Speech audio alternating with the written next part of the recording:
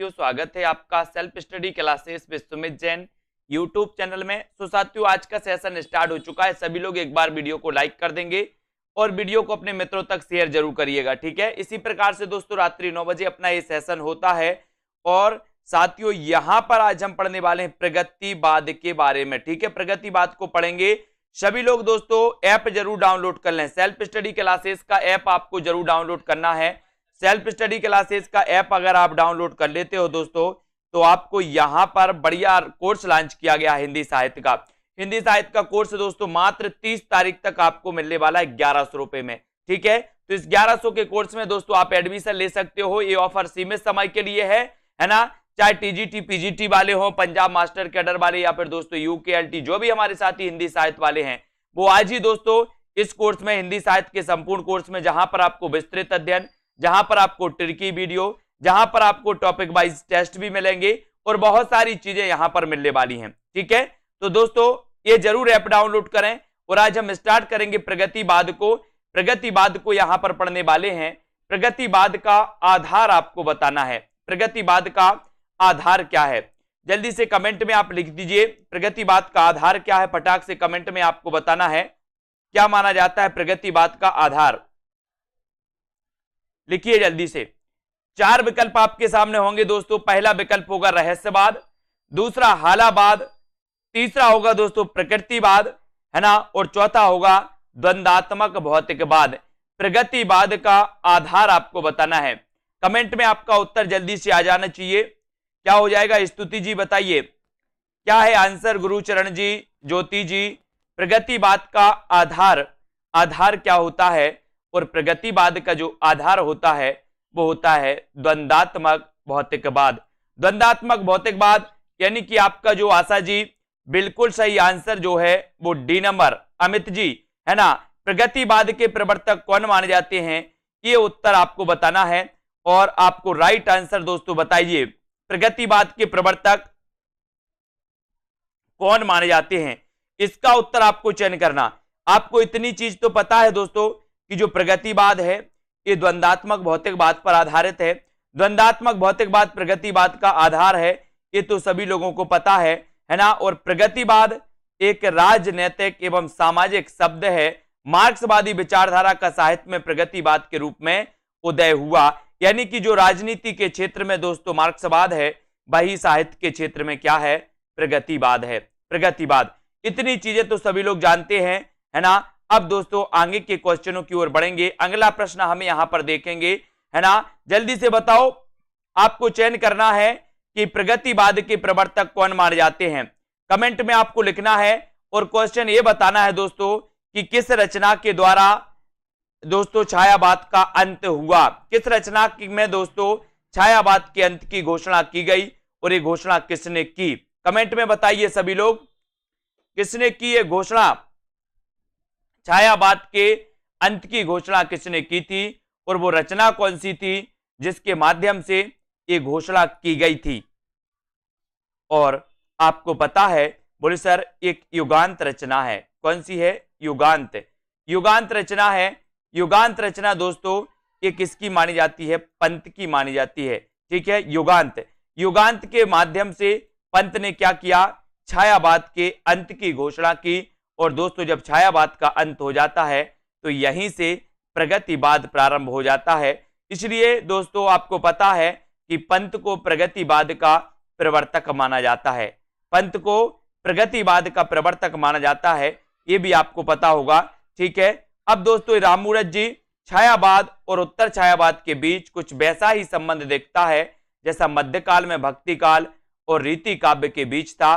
पंक्तियों के लेखक कौन है, पंक्तियों को लेखक आपको बताना है। और यहां पर आपका जो बिल्कुल सही आंसर हो जाएगा वो हो जाएगा क्या, डॉक्टर रामस्वरूप चतुर्वेदी, है ना। सी नंबर आपका बिल्कुल सही है। रामस्वरूप चतुर्वेदी ने कहा कि छायावाद और उत्तर छायावाद के बीच वैसा ही संबंध दिखता है जैसा मध्यकाल में भक्ति काल और रीति काव्य के बीच था, ठीक है। एक किसने कहा, एक कथन किसका है, ये कथन है रामस्वरूप चतुर्वेदी का। रामस्वरूप चतुर्वेदी को याद रख लेंगे। उपर्युक्त पंक्तियों के जो लेखक हैं दोस्तों वो डॉक्टर रामस्वरूप चतुर्वेदी हैं, इनको याद रख लेना, है ना। हिंदी साहित्य एवं संवेदना का विकास, ये दोस्तों ये ग्रंथ लिखा था, किसने लिखा था? हिंदी साहित्य एवं संवेदना का विकास ग्रंथ के लेखक कौन माने जाते हैं? कौन माने जाते हैं हिंदी साहित्य एवं संवेदना का विकास ग्रंथ के लेखक? तो आपका उत्तर हो जाएगा डॉक्टर रामस्वरूप चतुर्वेदी। डॉक्टर रामस्वरूप चतुर्वेदी माने जाते हैं हिंदी साहित्य एवं संवेदना के विकास के लेखक। ठीक है, इसको याद रख लेंगे। अब अगला क्वेश्चन है, जमुन जल तुम काव्य के रचनाकार कौन माने जाते हैं? जमुन जल तुम काव्य के रचनाकार कौन है? भवानी प्रसाद मिश्र, धूमिल है, शिवमंगल से सुमन है, या फिर केदारनाथ अग्रवाल है? कमेंट में आपको लिखना है।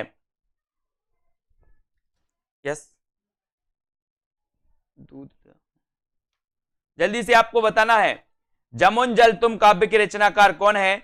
उत्तर चला जाता है केदारनाथ अग्रवाल, यानी कि आपका जो डी नंबर है वो बिल्कुल सही है ना। जमुन जल तुम काव्य के रचनाकार हैं केदारनाथ अग्रवाल।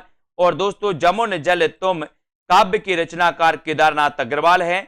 और केदारनाथ अग्रवाल अपनी काव्य यात्रा के आरंभिक दौर में बालेंदु उपनाम से रचनाएं करते थे। अब यहां से क्वेश्चन बन जाता है दोस्तों, अगर आपसे पूछा जाएगा कि बालेंदु उपनाम से कौन रचना करता था या बालेंदु उपनाम किसका है, तो आप क्या बताओगे? केदारनाथ अग्रवाल का। बालेंदु उपनाम किसका है? किसका है? किसका है? उत्तर है दोस्तों बालेंदु। बालेंदु याद रखना।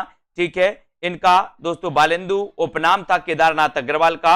इसको याद रखेंगे। युग की गंगा, नींद के बादल, फूल नहीं रंग बोलते हैं, इनको अपन को याद रख लेना है।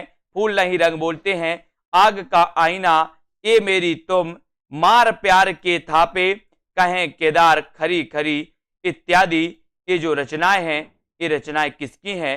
ये रचनाएं हैं केदारनाथ अग्रवाल की, है ना। इनको याद रखेंगे। जिस तरह हम बोलते हैं उस तरह तू लिख, और उसके बाद भी हमसे बड़ा तू लिख, ये पंक्ति किसकी है? ये पंक्ति किसकी है? कमेंट में बता दीजिए जल्दी से, ये पंक्ति किसकी है? फटाफट से सभी लोग आंसर बताएंगे। और सही उत्तर क्या हो जाएगा?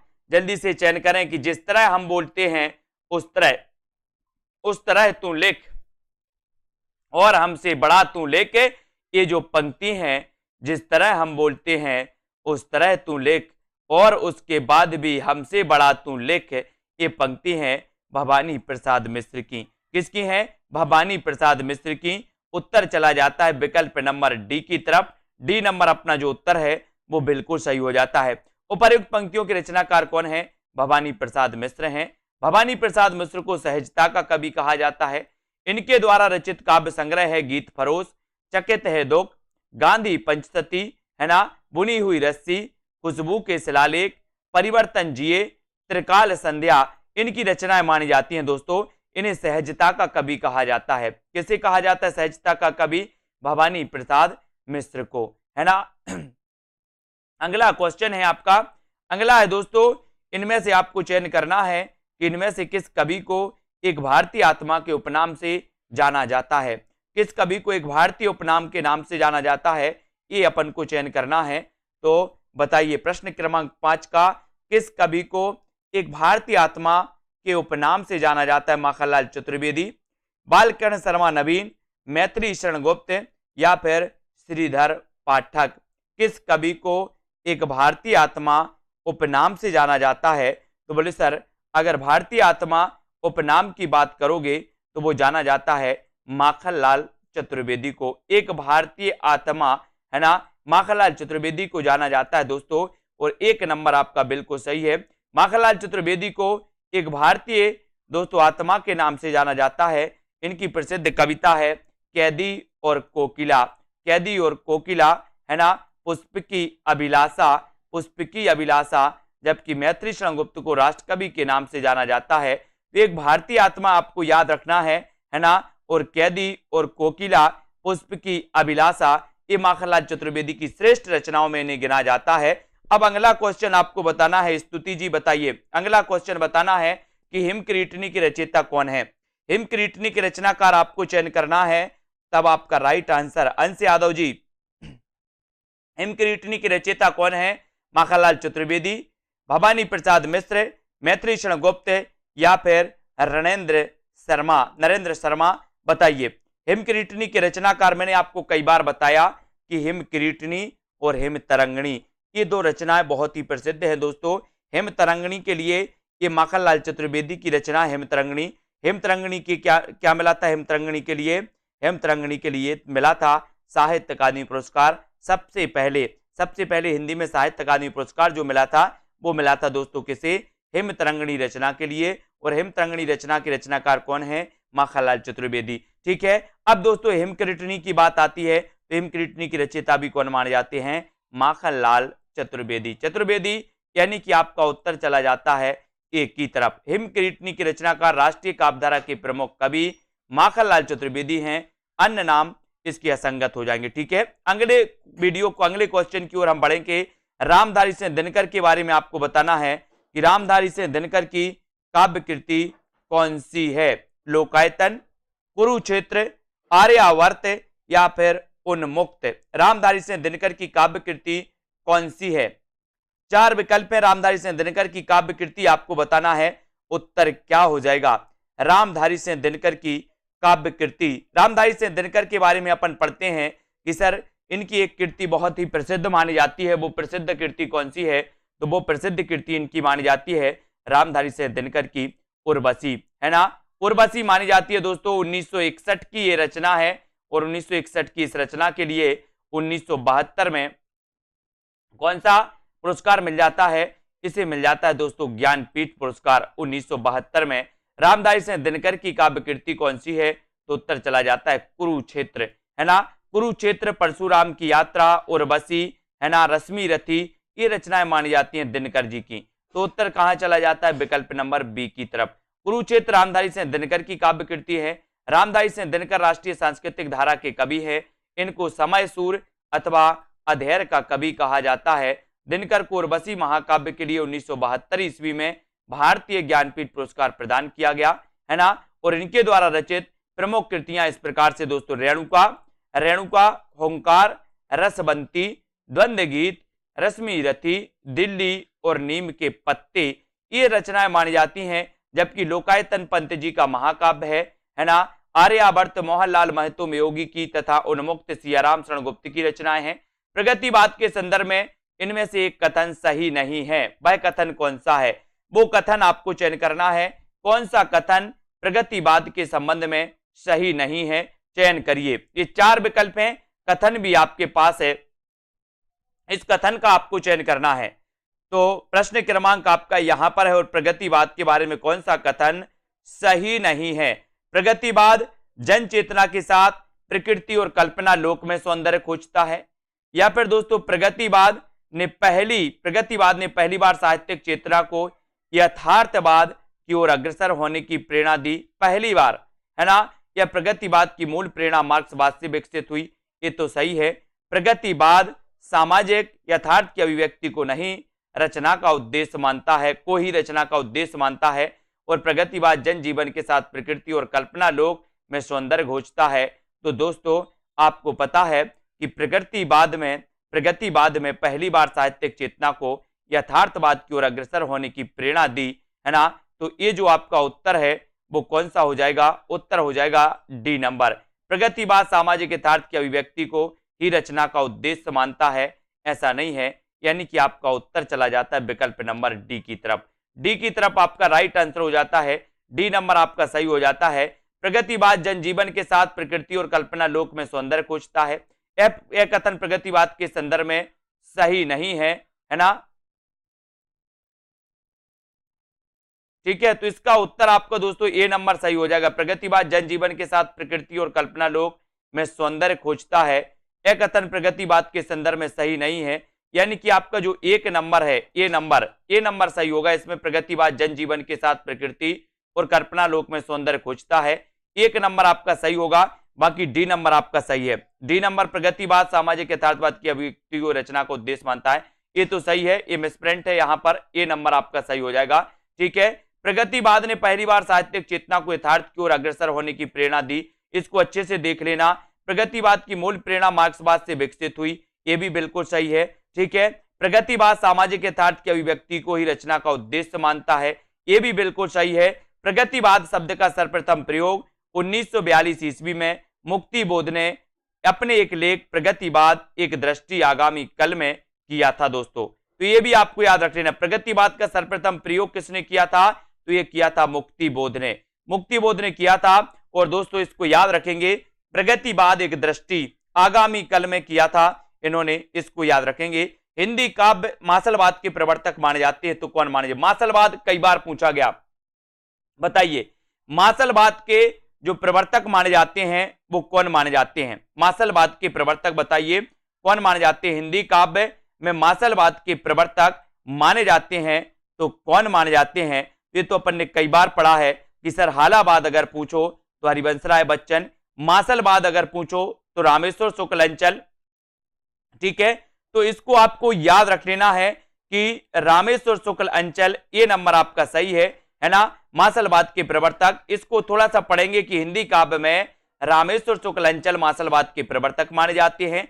ये छायावाद युग के उत्तरार्ध के कवि हैं, है ना। उनकी भाषा में नए विशेषण तथा नए उपमान प्रयुक्त हुए और इनके द्वारा रचित रचनाएं हैं मधुलिका, अपराजिता, किरण बेला, बरसांत के बाद, विराम चिन्ह आदि। वह हृदय नहीं है पत्थर है जिसमें स्वदेश का प्यार नहीं।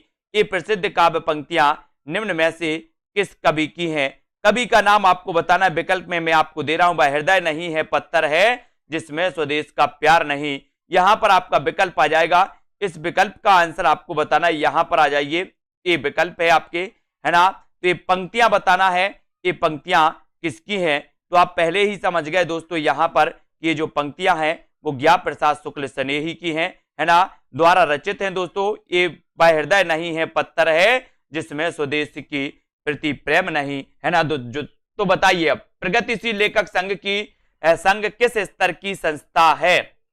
प्रगतिशील लेखक संघ किस स्तर की संस्था मानी जाती है? अंजू जी, कविता जी।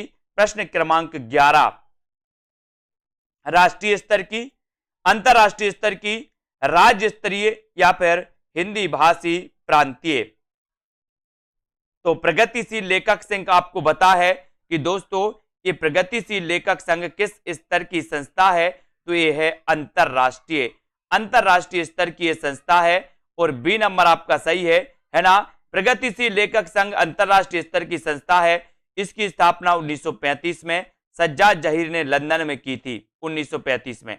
भारत में 1936 ईस्वी में प्रगतिशील लेखक संघ की स्थापना हुई थी, है ना, लखनऊ में। और इसका प्रथम अधिवेशन भी कहां पर हुआ था? लखनऊ में, है ना। और दोस्तों इसके प्रथम अध्यक्ष भी कौन थे? तो मुंशी प्रेमचंद। अगर आपसे पूछा जाए कि प्रगतिशील लेखक संघ के जो दोस्तों प्रथम अध्यक्ष थे वो कौन थे? तो वो थे मुंशी प्रेमचंद।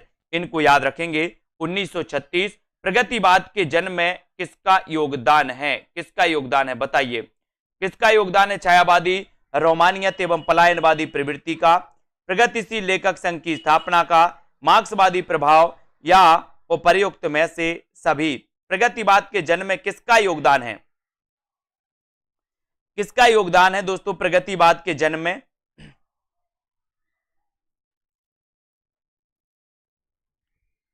सभी लोग बताएंगे।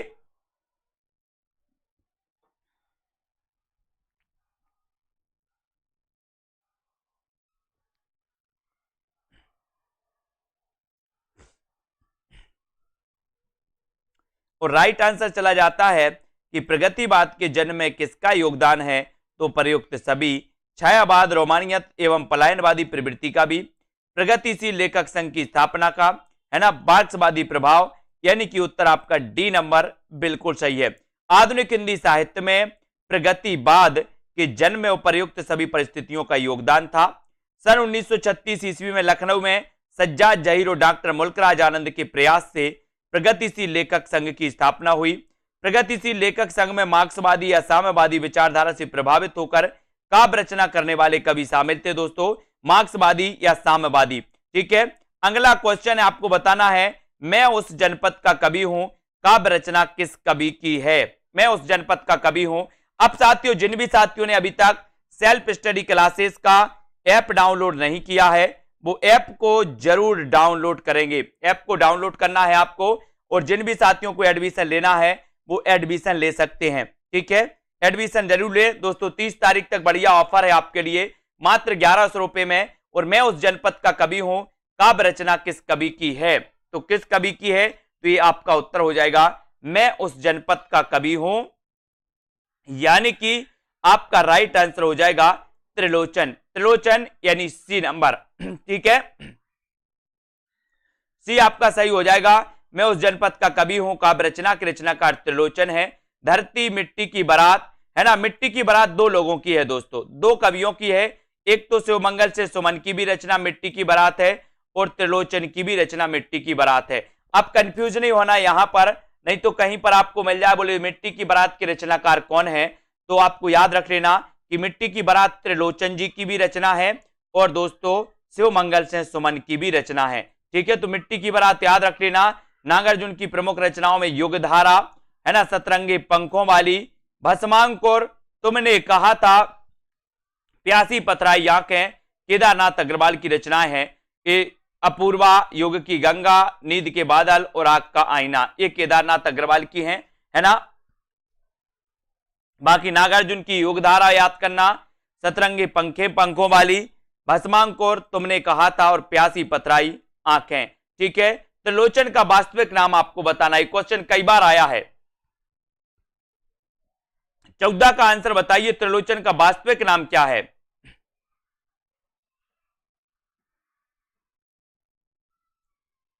है ना, उत्तर बताना है, त्रिलोचन का वास्तविक नाम क्या है? उत्तर है वासुदेव सिंह। वासुदेव सिंह यानी कि आपका एक नंबर जो है, एक नंबर आपका ये वासुदेव सिंह बिल्कुल सही हो जाएगा। त्रिलोचन जी का वास्तविक नाम था सतीश जी, ठीक है। त्रिलोचन का वास्तविक नाम वासुदेव से था, इनका उपनाम त्रिलोचन था। मुक्तिबोध ने त्रिलोचन को अवध का किसान कवि कहा है। ये क्वेश्चन बहुत ही बढ़िया बनता है यहां पर कि त्रिलोचन को अवध का किसान कवि किसने कहा? अवध का किसान कवि कहा मुक्तिबोध ने, किसे? त्रिलोचन को। या अवध का किसान कवि किसे कहा जाता है? तो आप लगा देना त्रिलोचन, है ना, जिनका की वास्तविक नाम था वासुदेव। और इनके द्वारा रचित काव्य ग्रंथ धरती, गुलाब और बुलबुल, दिगंत, ताप के ताए हुए दिन, ताप के ताए हुए दिन, त्रिलोचन, है ना, शब्द, उस जनपद का कवि हूं, अर्घान, है ना, अर्धान दोस्तों, और तुम्हें सौंपता हूं, फूल नाम है एक, अन कहनी भी कुछ कहनी है, अन कहनी भी कुछ कहनी है। ये दोस्तों त्रिलोचन की रचनाएं मानी जाती हैं, जिन्हें की अवध का कवि कहा जाता है। अमिता जी, अवध का कवि कहा जाता है इन्हें। अगला क्वेश्चन यहां पर आते हैं। अगला क्वेश्चन है, कौन सा सुमेलित नहीं है? यहां पर सुमेलित नहीं है बताना है, तो सुमेलित करिए। मुक्ति मार्ग के रचनाकार कौन है? पिघलते पत्थर, अजय खंडहर और प्रलय सृजन के रचनाकार कौन है? तो बताइए कौन सी सुमेलित नहीं है?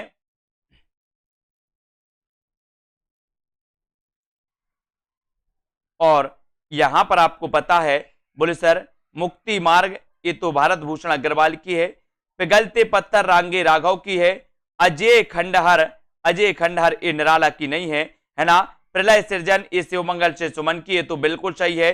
लेकिन अजय खंडहर दोस्तों ये रांगे राघव की रचना मानी जाती है ना। मुक्ति मार्ग के रचनाकार कौन है? तो मुक्ति मार्ग आपको पता है कि मुक्ति मार्ग के रचनाकार तो कौन है? भारत भूषण अग्रवाल। पिघलते पत्थर की रचनाकार रांगे राघव, बिल्कुल सही है। अजय खंडहर की रचनाकार रांगे राघव हैं। और दोस्तों प्रलय सृजन ये शिवमंगल से सुमन की रचना है, ठीक है। इनमें से कौन सी नागार्जुन द्वारा रचित नहीं है? नागार्जुन द्वारा रचित कौन सी रचना है जो नागार्जुन द्वारा रचित नहीं है? पाषाणी, चंदना, या फिर ये चार विकल्प हैं, चार में से आप लोग चयन करिए, उत्तर क्या हो जाएगा इसका सही? कौन सी नागार्जुन द्वारा रचित नहीं है बताइए। पाषाणी नहीं है, रविंद्र के प्रति, चंदना, या फिर कला और बूढ़ा चांद। कौन सी रचना है जो दोस्तों नागार्जुन की नहीं है, ये आपको बताना है।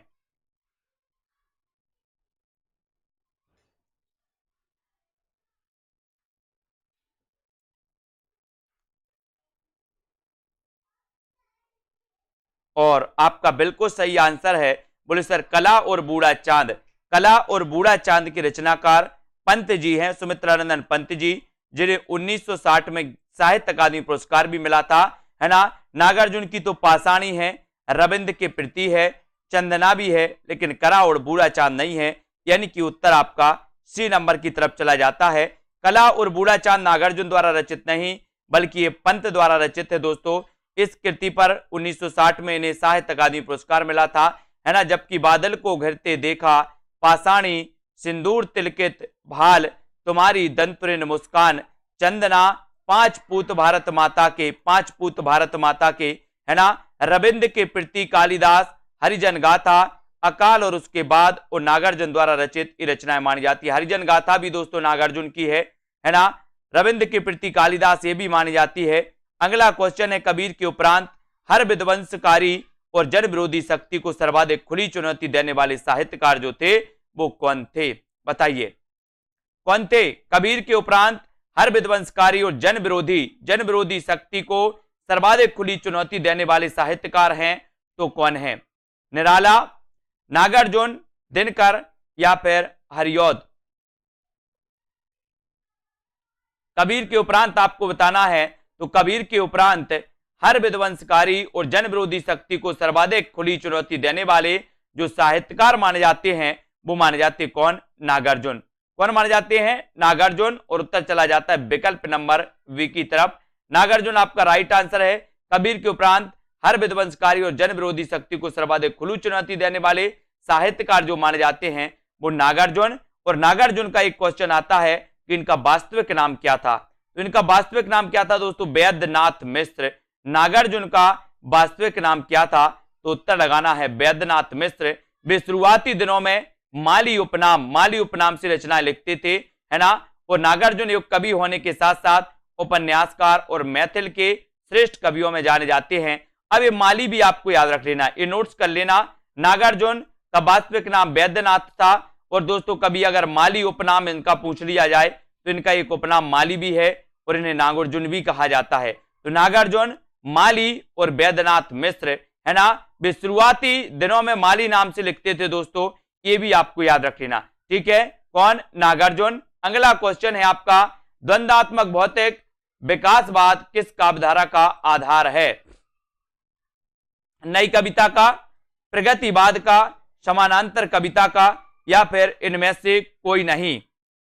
हाँ, यात्री नाम से भी मैथिली में लिखते थे, बहुत बढ़िया कुरैशी जी, ये यात्री नाम से भी लिखते थे मैथिली में, नागार्जुन जी यात्री नाम से मैथिली में लिखते थे, है ना। द्वंद्वात्मक भौतिकवाद विकासवाद किस काव्यधारा का आधार है, नई कविता का, प्रगतिवाद का, समांतर कविता, या फिर इनमें से कोई नहीं।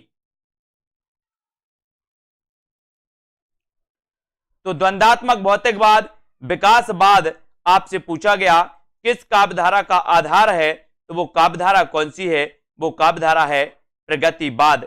यानी कि आपका प्रगतिवाद बिल्कुल सही है। शोषण का विरोध, है ना, प्रगतिवादी काव्य की सबसे बड़ी विशेषता है, शोषण का विरोध किया गया इसमें। इसके अनुसार किसान और मजदूर एक होकर अपने ऊपर होने वाले सामंतों और पूंजीपतियों के अत्याचार का विरोध करेंगे। प्रगतिवादी काव्यधारा में शोषितों की दीनता का चित्रण, शोषक वर्ग के प्रति घृणा, क्रांति की भावना एवं द्वंद्वात्मक भौतिकवाद, विकासवाद आदि की विशेषताओं के दर्शन इसमें मिलते हैं, है ना। इसको अपन ने याद किया। अगले क्वेश्चन की ओर बढ़ेंगे। अगला जो अपना प्रश्न है साथियों वो इस प्रकार से है, प्रगतिवाद के अंतर्गत आपको बताना है कौन सा विचार अमान्य है। कौन सा विचार अमान्य है, ये उत्तर आपको बताना है। यथार्थवाद, रूपवाद, समाजवाद, या फिर दोस्तों पदार्थवाद। प्रगतिवाद के अंतर्गत कौन सा रूप अमान्य है, कौन सा विचार अमान्य है, ये आपको चयन करना है। सभी लोग लाइक जरूर कर देना। साथियों सेल्फ स्टडी क्लासेस में हिंदी साहित्य के कोर्स से आपको याद रख लेना है, ठीक है ना। ये हिंदी साहित्य के कोर्स में दोस्तों आप एडमिशन ले सकते हैं मात्र 1100 रुपए में 30 तारीख तक, ठीक है। और प्रगतिवाद के अंतर्गत कौन सा विचार अमान्य है, तो उत्तर चला जाता है रूपवाद, यानी कि बी नंबर आपका बिल्कुल सही है, रूपवाद। प्रगतिवाद का सैद्धांतिक आधार मार्क्स का द्वंद्वात्मक भौतिकवाद है। राजनीति के क्षेत्र में जो समाजवाद है या साम्यवाद है तथा यथार्थवाद या पदार्थवाद है, साहित्य के क्षेत्र में वही प्रगतिवाद है ना। प्रगतिवाद काल में निम्नलिखित वर्ग के जीवन की प्रतिष्ठा हुई। इस युग के कवि जीवन के यथार्थ धरातल पर अवतीर्ण कर समाज के यथार्थ जीवन को देखता है और उसी को अभिव्यक्त करता है। प्रगतिवादी है ना। प्रगतिवादी कभी आत्मा परमात्मा की सृष्टि एवं जन्मांतर में विश्वास नहीं करता। वह प्रारंभ से ही अंधविश्वास और रूढ़ियों और परंपराओं का विरोध करता चला आ रहा है। कौन? प्रगतिवाद। अगला क्वेश्चन है, दो राह समय के रथ का दर्दनाद सुनो, है ना, और सिंहासन खाली करो कि जनता आती है।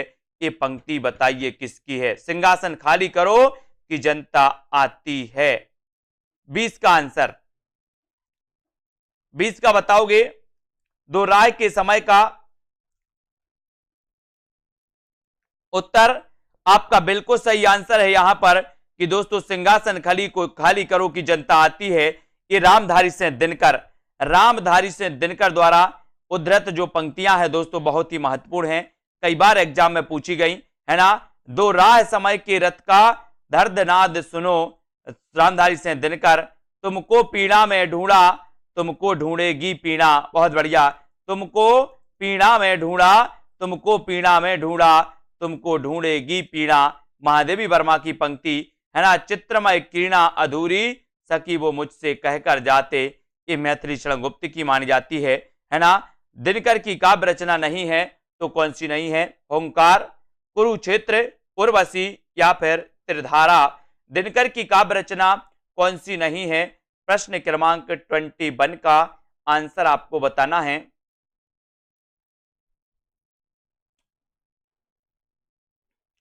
दिनकर की कौन सी नहीं है? तो अपन ने पढ़ा है कि सर ओंकार तो दिनकर की है, कुरुक्षेत्र भी दिनकर की है, उर्वशी के रचनाकार भी दिनकर हैं, लेकिन ये त्रिधारा तो ये बोले सर सुभद्रा कुमारी चौहान की है। त्रिधारा किसकी है? सुभद्रा कुमारी चौहान की। ओंकार, रश्मि, कुरुक्षेत्र, है ना, ये दिनकर की मानी जाती हैं। और दोस्तों दिनकर की अन्य रचनाओं में कुरुक्षेत्र, परशुराम की प्रतीक्षा, उर्वशी, रश्मिरति, नील कुसुम, रेणुका, ओंकार आदि ये दिनकर की गद्य रचनाएं हैं। संस्कृति के 4 अध्याय, शुद्ध कविता की खोज, है ना, दिनकर की ये डायरी है। अधेर का कवि किसे कहा जाता है? उत्तर चयन करिए। बढ़िया प्रश्न है, लाइक सभी लोग जरूर कर दें। और साथियों जिन भी साथियों ने ऐप को डाउनलोड नहीं किया सेल्फ स्टडी क्लासेस का, उस ऐप को जरूर डाउनलोड करें। जिन भी साथियों को कोर्स लेना है अभी तक आप कोर्स ले सकते हैं पंजाब मास्टर कैडर के लिए, UKLT, TGT, PGT, junior, super TET exam के लिए, है ना। अधेर का कवि किससे कहा जाता है? अधेर का कवि कहा जाता है दिनकर को, दिनकर को कहा जाता है। और 1 नंबर आपका दिनकर बिल्कुल सही हो जाता है। राष्ट्रीय सांस्कृतिक काव्यधारा के सबसे सशक्त कवि रामधारी सिंह दिनकर को अधेर का कवि कहा जाता है। दिनकर जी का जन्म सिमरिया जिले मुंगेर बिहार में हुआ था। आप बिहार सरकार के अधीन सब रजिस्ट्रार, राज्यसभा के सदस्य, भागलपुर विश्वविद्यालय के उपकुलपति जो दोस्तों आप रह चुके हैं, इनके बारे में अपन को याद रखना है। अगले प्रश्न की ओर हम चर्चा करेंगे कि प्रगतिवाद में किस विचारधारा का उदय माना जाता है? बताइए। सरल क्वेश्चन और बढ़िया क्वेश्चन है दोस्तों। प्रगतिवाद में किस विचारधारा का उदय माना जाता है? बिल्कुल इन्हें अनल का कवि भी कहा जाता है, अधेर का कवि भी कहा जाता है, रामधारी सिंह दिनकर को, है ना, आग और राख का कवि भी कहा जाता है। और प्रगतिवाद में किस विचारधारा का उदय माना जाता है? मार्क्सवाद का, प्रयोगवाद का, छायावाद का या फिर जनवाद? प्रगतिवाद में किस विचारधारा का उदय माना जाता है? तो अपन ने कई बार पढ़ा है कि सर प्रगतिवाद में मार्क्सवाद का उदय माना जाता है। और उत्तर चला जाता है विकल्प नंबर 1 की तरफ। ये नंबर आपका सही है। प्रगतिवाद में मार्क्सवाद विचारधारा का उदय माना जाता है। इस समाज को शोषक व शोषित वर्ग 2 वर्गों में बांटता है। हिंदी साहित्य में प्रगतिवाद सन 1936 ईस्वी से 1943 ईस्वी तक माना जाता है दोस्तों। और 1936 में लखनऊ में मुंशी प्रेमचंद की अध्यक्षता में पहला सम्मेलन नागार्जुन, केदारनाथ अग्रवाल, रामविलास शर्मा, नामवर सिंह आदि इस वाद के प्रमुख साहित्यकार भी रहे हैं प्रगतिवाद के, है ना। अगला क्वेश्चन है कि हिंदी साहित्य में प्रगतिवाद का उदय कब से माना जाता है? बताइए। 4 विकल्प हैं। हिंदी साहित्य में प्रगतिवाद का उदय आपको बताना है, तब आपका राइट आंसर क्या होगा? हिंदी साहित्य में प्रगतिवाद का उदय आपको चयन करना है कि प्रगतिवाद का उदय कब से माना जाता है। और यहां पर अपन ने ऊपर ही पढ़ा है कि सर प्रगतिवाद की बात करते हो तो 1936 से लेकर के 1943 का जो काल था वो क्या था, प्रगतिवाद का काल था। और उत्तर आपका बी नंबर बिल्कुल सही है, प्रगतिवाद में। ठीक है, हिंदी साहित्य में प्रगतिवाद का उदय 1936 ईस्वी से माना जा सकता है। और सन 1936 ईस्वी में लखनऊ में प्रेमचंद की अध्यक्षता में प्रगतिशील लेखक संघ का एक सम्मेलन हुआ। इसी सम्मेलन से प्रगतिशील साहित्य का प्रारंभ स्वीकार किया गया और धूमेल, नागार्जुन, त्रिलोचन, केदारनाथ अग्रवाल, मुक्तिबोध, सर्वेश्वर दयाल सक्सेना, रघुवीर सहाय इत्यादि प्रमुख प्रगतिशील लेखक भी माने जाते हैं, है ना। अगला क्वेश्चन है दोस्तों कि लखनऊ में आयोजित प्रगतिशील लेखक संघ के प्रथम अधिवेशन के अध्यक्ष कौन थे, बताइए। लखनऊ में आयोजित प्रगतिशील लेखक संघ के जो प्रथम अध्यक्ष थे वो कौन थे, बताइए, कमेंट लिखिए इसका। और यहां पर आपका बिल्कुल सही आंसर है कि सर 1936 में जो लखनऊ में प्रथम प्रगतिशील सम्मेलन हुआ था उसके अध्यक्ष थे कौन, प्रेमचंद। कौन थे, प्रेमचंद। सन 1935 ईस्वी में एम फास्टर के सभापतित्व में प्रोग्रेसिव राइटर्स एसोसिएशन नामक अंतरराष्ट्रीय संस्था का प्रथम अधिवेशन पेरिस में हुआ। इसके पश्चात सन 1936 में सज्जाद जहीर और डॉक्टर मुल्कराज आनंद के प्रयत्नों से भारत में मुंशी प्रेमचंद की अध्यक्षता में प्रगतिशील लेखक संघ का प्रथम अधिवेशन भी हुआ। इसको आपको याद रख लेना। ठीक है, अबे सुनबे गुलाब भूल मत घर पाई खुशबू रंगो आब, ये पंक्ति किसकी है, ये पंक्ति आपको बताना है। उत्तर क्या हो जाएगा, लाइक जरूर करिए सभी लोग, लाइक करिए जल्दी से। अबे सुनबे गुलाब भूल मत कर, है ना, भूल मत कर पाई खुशबू रंगो आब, ये पंक्तियां बताना है। संबंध है तो किससे है, प्रगतिवाद से है, प्रयोगवाद से है, या फिर दोस्तों समानांतर कविता से। तो ये भूल मत कर पाई खुशबू रंगो आब, ये प्रगतिवाद से है। और उत्तर एक नंबर आपका बिल्कुल सही है, ये नंबर आपका सही है। ठीक है, टीजीटी पीजीटी के लिए दोस्तों जल्द ही 125 प्रश्नों के मॉडल टेस्ट पेपर लॉन्च हो रहे हैं। जिन भी साथियों को दोस्तों मॉडल टेस्ट पेपर में एडमिशन लेना है वो ले सकते हैं, जल्द ही लॉन्च होंगे। 125 में से आप प्रगतिवादी कवि हैं, तो प्रगतिवादी कवि कौन है आपको कमेंट में लिखना है, जल्दी से लिखिए। प्रगतिवादी कवि कौन माने जाते हैं, जयशंकर प्रसाद, मुक्तिबोध, केदारनाथ अग्रवाल या फिर हरिवंश राय बच्चन। ये आपके दोस्तों 27वां प्रश्न है, कल अपन ने यहां तक पढ़ लिया था। अब आपको चयन करना है, उत्तर आपको बताना है कि कौन प्रगतिवादी कवि हैं। लिखिए सभी लोग, 4 विकल्प हमारे सामने मौजूद हैं, 4 में से आपको आंसर का चयन करना है, प्रगतिवादी कवि बताना है। और यहां पर आपका राइट आंसर जो हो जाएगा दोस्तों वो हो जाएगा क्या, केदारनाथ अग्रवाल। केदारनाथ अग्रवाल के दोस्तों इनके बारे में पढ़ा होगा आपने कि केदारनाथ अग्रवाल जो हैं ये प्रगतिवादी कवि माने जाते हैं। दोस्तों इसके पहले हमने प्रगतिवाद के बारे में पढ़ा कि प्रगतिवाद मार्क्सवाद से प्रभावित माना जाता है ना। और प्रगतिवादी दोस्तों आपने आलोचक पढ़े होंगे एक रामविलास शर्मा, है ना। और प्रगतिवाद में दोस्तों अपन ने देखा कि प्रगतिवाद के जो प्रवर्तक माने जाते हैं वो कौन माने जाते हैं, सुमित्रानंदन पंत। प्रगतिवाद के प्रवर्तक कौन माने जाते हैं, अगर एक क्वेश्चन आपसे पूछा जाए कभी कि प्रगतिवाद के प्रवर्तक कौन माने जाते हैं तो आपको लगाना है सुमित्रानंदन पंत। ठीक है, और केदारनाथ अग्रवाल प्रगतिवादी कवि हैं, इनके द्वारा रचित कृतियां युग की गंगा, नींद के बादल, फूल नहीं रंग बोलते हैं, आग का आईना और अपूर्वा, ये सारी की सारी जो रचनाएं हैं दोस्तों ये क्या मानी जाती हैं, ये प्रगतिवादी कवि की रचनाएं मानी जाती हैं, प्रगतिवादी कवि यानी कि केदारनाथ अग्रवाल की। ठीक है, फिर इसके बाद जो अपना अगला क्वेश्चन होगा वो इस प्रकार से आपको यहां पर बताना है कि प्रगतिवाद के प्रमुख कवि कौन नहीं है, बताइए। नहीं है बताना है, 4 विकल्प है, अब नहीं है चयन करना है आपको। 28 का आंसर चयन करिए, प्रगतिवादी कवि कौन नहीं है, चयन करें। प्रश्न क्रमांक 28, नागार्जुन, दिनकर, मुक्तिबोध या फिर अज्ञेय। तो फटाक से देखते हैं सबसे पहले आंसर किसका आता है, कौन सबसे पहले आंसर बताता है। प्रगतिवादी कवि कौन नहीं है इसका आंसर आपको बताना है।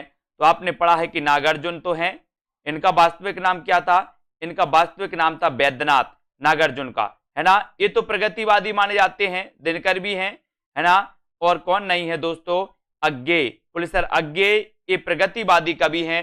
तब प्रगतिवाद के प्रमुख कवि नहीं है, तो प्रमुख कवि कौन नहीं है? प्रमुख कवि नहीं है, सी नंबर, है ना। अज्ञे प्रमुखता प्रयोगवादी एवं नई कविता के कवि हैं, ना कि प्रगतिवाद के। नागार्जुन, दिनकर एवं मुक्तिबोध दोस्तों ये माने जाते हैं अपने काय के प्रगतिवाद के। ठीक है, 29 का आंसर आपको चयन करना है, चयन करिए। 29 का आंसर आप चयन करेंगे। पुष्प की अभिलाषा नामक प्रसिद्ध कविता किसने लिखी? बढ़िया क्वेश्चन है, सरल क्वेश्चन है, आसान क्वेश्चन है, सभी से आना चाहिए। बताइए, तो पुष्प की अभिलाषा नामक प्रसिद्ध कविता किसने लिखी? 29 का ये उत्तर आपको चयन करना है। किसने लिखी पुष्प की अभिलाषा? करिए चयन, और यहां पर आपका बिल्कुल सही आंसर हो जाएगा। बात पुष्प की अभिलाषा की हुई है, तो पुष्प की अभिलाषा नामक प्रसिद्ध जो कविता है, ये कविता किसने लिखी? तो ये लिखी है किसने? माखनलाल चतुर्वेदी ने। माखनलाल चतुर्वेदी, यानी कि आपका उत्तर चला जाता है विकल्प नंबर 1 की तरफ। ये नंबर आपका बिल्कुल सही हो जाता है। ठीक है, माखनलाल चतुर्वेदी ने ये दोस्तों लिखी है, इसको याद रख लेना। माखनलाल चतुर्वेदी द्वारा लिखित ये पुष्प की अभिलाषा कविता सभी लोगों को लगभग पता है। हिंदी के आधुनिक काल के द्विवेदी युगीन कवि माखनलाल चतुर्वेदी राष्ट्रीय काव्यधारा के कवि हैं और एक भारतीय आत्मा उपनाम से प्रसिद्ध हैं। अगर कभी आपसे पूछा जाए कि एक भारतीय आत्मा उपनाम से प्रसिद्ध जो हैं वो कौन है, तो आप क्या लगाओगे? माखनलाल चतुर्वेदी। ठीक है, पुष्प की अभिलाषा वीर रस से पूर्ण राष्ट्रीय कविता लिखी, है ना। हिम किरीटनी इनकी रचना है, हिम तरंगणी, माता तथा समर्पण आदि माखनलाल चतुर्वेदी के काव्य संग्रह माने जाते हैं। कुमकुम, रश्मि रेखा, अपलक, क्वासी, हम बिस्पाई जन्म के, विनोबा स्तबंध तथा उर्मिला, ये बालकन शर्मा नवीन की रचनाएं मानी जाती हैं। ठीक है, और आपको पता है मिलन, पथिक, मानसी, स्वप्न, कविता, कुमोदी आदि ये रामनरेश त्रिपाठी की रचनाएं हैं। ठीक है, गंगा अवतरण, उद्धव शतक, हरिश्चंद्र, है ना, हिंडोला, श्रृंगार लहरी, कल काशी, उद्धव शतक, ये सारी की सारी रचनाएं किसकी हैं दोस्तों? ये मानी जाती है जगन्नाथ दास रत्नाकर की। ठीक है, ये सारी रचनाएं आपको पढ़ना है। अब आपको बताना मौर्य विजय किसकी रचना है? मौर्य विजय की रचनाकार कौन है? ये क्वेश्चन तो कई बार आया है, चयन करना है आपको। मौर्य विजय किसकी रचना है? मैत्री शरण गुप्त की, सियाराम शरण गुप्त की, या फिर श्याम नारायण पांडे, या इनमें से कोई नहीं। मौर्य विजय के रचनाकार कौन है? प्रश्न क्रमांक 30। और यहां पर मौर्य विजय की बात हो रही है, मौर्य विजय किसकी रचना है? उत्तर चला जाता है सियाराम शरण गुप्त। सियाराम शरण गुप्त, यानी कि आपका बी नंबर बिल्कुल सही है। मौर्य विजय के रचनाकार कौन है? सियाराम शरण गुप्त हैं। बी आपका बिल्कुल सही आंसर। ठीक है, मौर्य विजय के बारे में, मौर्य विजय सियाराम शरण गुप्त की कृति है और इनकी अन्य रचनाओं में पाथे इनकी रचना है, गोद और नारी, अंतिम आकांक्षा, गोपिका, बापू, अनाथ, आद्रा और विषाद, है ना, ये रचना इनकी मानी जाती है दोस्तों। किसकी? सियाराम शरण गुप्त की। और मौर्य विजय एक कई बार एग्जाम में पूछी गई। ठीक है, तो आपका उत्तर बी की तरफ चला जाता है। प्रगतिशील लेखक संघ की स्थापना कब की गई? बताइए। प्रगतिशील लेखक संघ की स्थापना, प्रगतिशील लेखक संघ आपको पता है दोस्तों कि अगर लंदन की बात करते हैं तो लंदन में ये 1935 में स्थापित हुआ था, है ना। सज्जाद आदि ऐसे बहुत सारे विद्वान थे जिन्होंने दोस्तों इस प्रगतिशील लेखक संघ की स्थापना में दोस्तों योगदान दिया था। लेकिन अगर बात करें भारत में, तो भारत में प्रगतिशील लेखक संघ की स्थापना हुई थी 1936 में, और ये प्रथम अधिवेशन हुआ था दोस्तों कब? प्रथम अधिवेशन हुआ था लखनऊ में, है ना। अगर बात करें सन 1935 ईस्वी में E.M. फास्टर के सभापतित्व में पेरिस में प्रोग्रेसिव राइटर्स एसोसिएशन नामक अंतरराष्ट्रीय संस्था का प्रथम अधिवेशन हुआ। और दोस्तों, है ना, 1936 में सज्जाद जहीर और मुल्कराज आनंद के प्रयत्नों से भारत में भी इस संस्था की शाखा खुली। ये भी आपको याद रख लेना। ठीक है, इनको आपको याद रख लेना। और दोस्तों, प्रथम अधिवेशन के अध्यक्ष कौन थे? तो प्रथम अधिवेशन के अध्यक्ष कौन थे? लखनऊ में हुआ था और इसके अध्यक्ष थे प्रेमचंद। कौन माने जाते हैं? प्रेमचंद। इसको याद रख लेना। ठीक है, अगला क्वेश्चन है, नागार्जुन किस वर्ग के कवि हैं? किस वर्ग के कवि हैं? छायावादी हैं, प्रगतिवादी हैं, प्रयोगवादी हैं, या फिर द्विवेदी युगीन हैं? नागार्जुन किस वर्ग के कवि हैं? ये आंसर आपको चयन करना है। ये चयन करिए, छायावादी, प्रगतिवादी, है ना, द्विवेदी युगीन या फिर प्रयोगवादी। नागार्जुन किस वर्ग के कवि माने जाते हैं? प्रश्न क्रमांक 32 में, और 32 में नागार्जुन की बात हुई है। तो नागार्जुन तो आपको पता ही है कि सर ये नागार्जुन जो है इनका वास्तविक नाम क्या था? वैद्यनाथ। क्या था? वैद्यनाथ। और ये प्रगतिवादी कवि माने जाते हैं। ठीक है, तो उत्तर कहां चला जाता है? विकल्प नंबर वी की तरफ। वी नंबर आपका बिल्कुल सही हो जाता है। अगले क्वेश्चन की ओर बढ़ेंगे। अगला क्वेश्चन यहां पर देखना है, हिंदी काव्य में प्रगतिवादी युग का आरंभ सन 1936 में हुआ और 36 से लेकर के 43 के बीच साम्यवादी विचारधारा से प्रभावित होकर काव्य रचना करने वाले कवि नागार्जुन, है ना, केदारनाथ अग्रवाल, रामविलास शर्मा, शिवमंगल से सुमन, ठीक है, रांगी राघव, त्रिलोचन शास्त्री प्रगतिवादी कवि हैं। नागार्जुन का वास्तविक नाम क्या था? वैद्यनाथ। और नागार्जुन यात्री उपनाम से लिखते थे दोस्तों। काय में लिखते थे?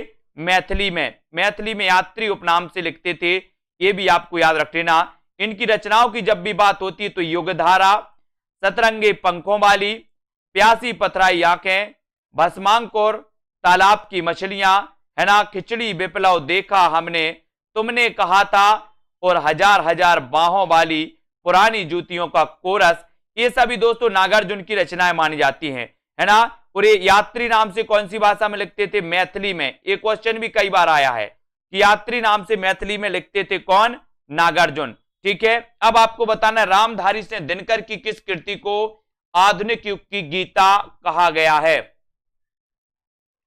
आधुनिक युग की गीता कहा गया है, किसको कहा गया? रामधारी सिंह दिनकर की वो रचना कौन सी है दोस्तों? ये बताना है, रामधारी सिंह दिनकर की वो रचना कौन सी है जिसे आधुनिक युग की गीता कहा गया, और वो रचना मानी जाती है कौन सी? कुरुक्षेत्र।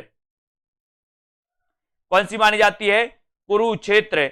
ये आधुनिक युग की इसे गीता कहा जाता है। रेणुका, हुंकार, उर्वशी और कुरुक्षेत्र, ये चारों ही रचनाएं किसकी हैं? ये दिनकर की हैं। रेणुका भी दिनकर की है ना, हुंकार भी दिनकर की है, उर्वशी भी दिनकर की है, कुरुक्षेत्र भी दिनकर की है। लेकिन आधुनिक युग की गीता कहा जाता है किसे? कुरुक्षेत्र को, है ना, कुरुक्षेत्र को। रामधारी सिंह दिनकर की कृति कुरुक्षेत्र को आधुनिक युग की गीता कहा गया। उर्वशी इनकी प्रसिद्ध कृति है। दिनकर की कुछ रचनाओं में रेणुका, हुंकार, नील कुसुम, उर्वशी, सीपी और शंख, रश्मि लोक, आत्मा की आंखें, हिमालय का संदेश, कलिंग विजय और बुद्ध देववादी इनकी रचनाएं मानी जाती हैं किसकी? दिनकर जी की।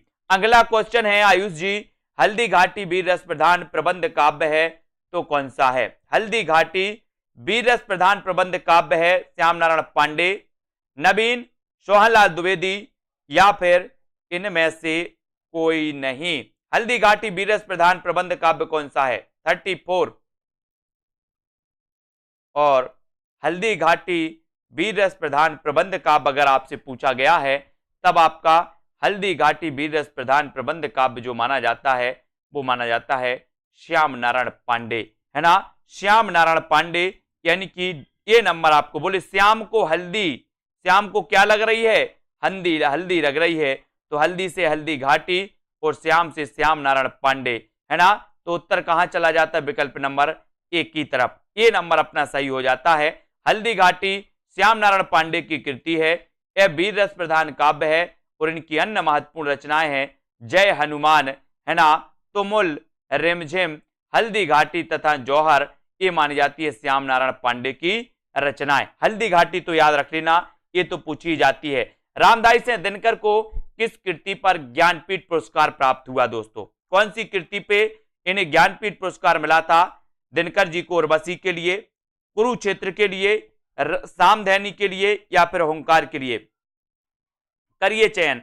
प्रश्न क्रमांक है अपना, रामधारी सिंह दिनकर को किस कृति के लिए ज्ञानपीठ ने मिला था? बताइए, चयन करिए सभी लोग, फटाफट से उत्तर बताते जाएं। जो भी साथी ने अभी तक दोस्तों सेल्फ स्टडी क्लासेस का ऐप डाउनलोड नहीं किया है वो प्लीज ऐप डाउनलोड कर लें और अपने अध्ययन को निरंतर बहुत अच्छा बना सकते हैं। ठीक है, अब आपको रामधारी सिंह दिनकर को बताना है कि किस कृति पर ज्ञानपीठ पुरस्कार इन्हें मिला था।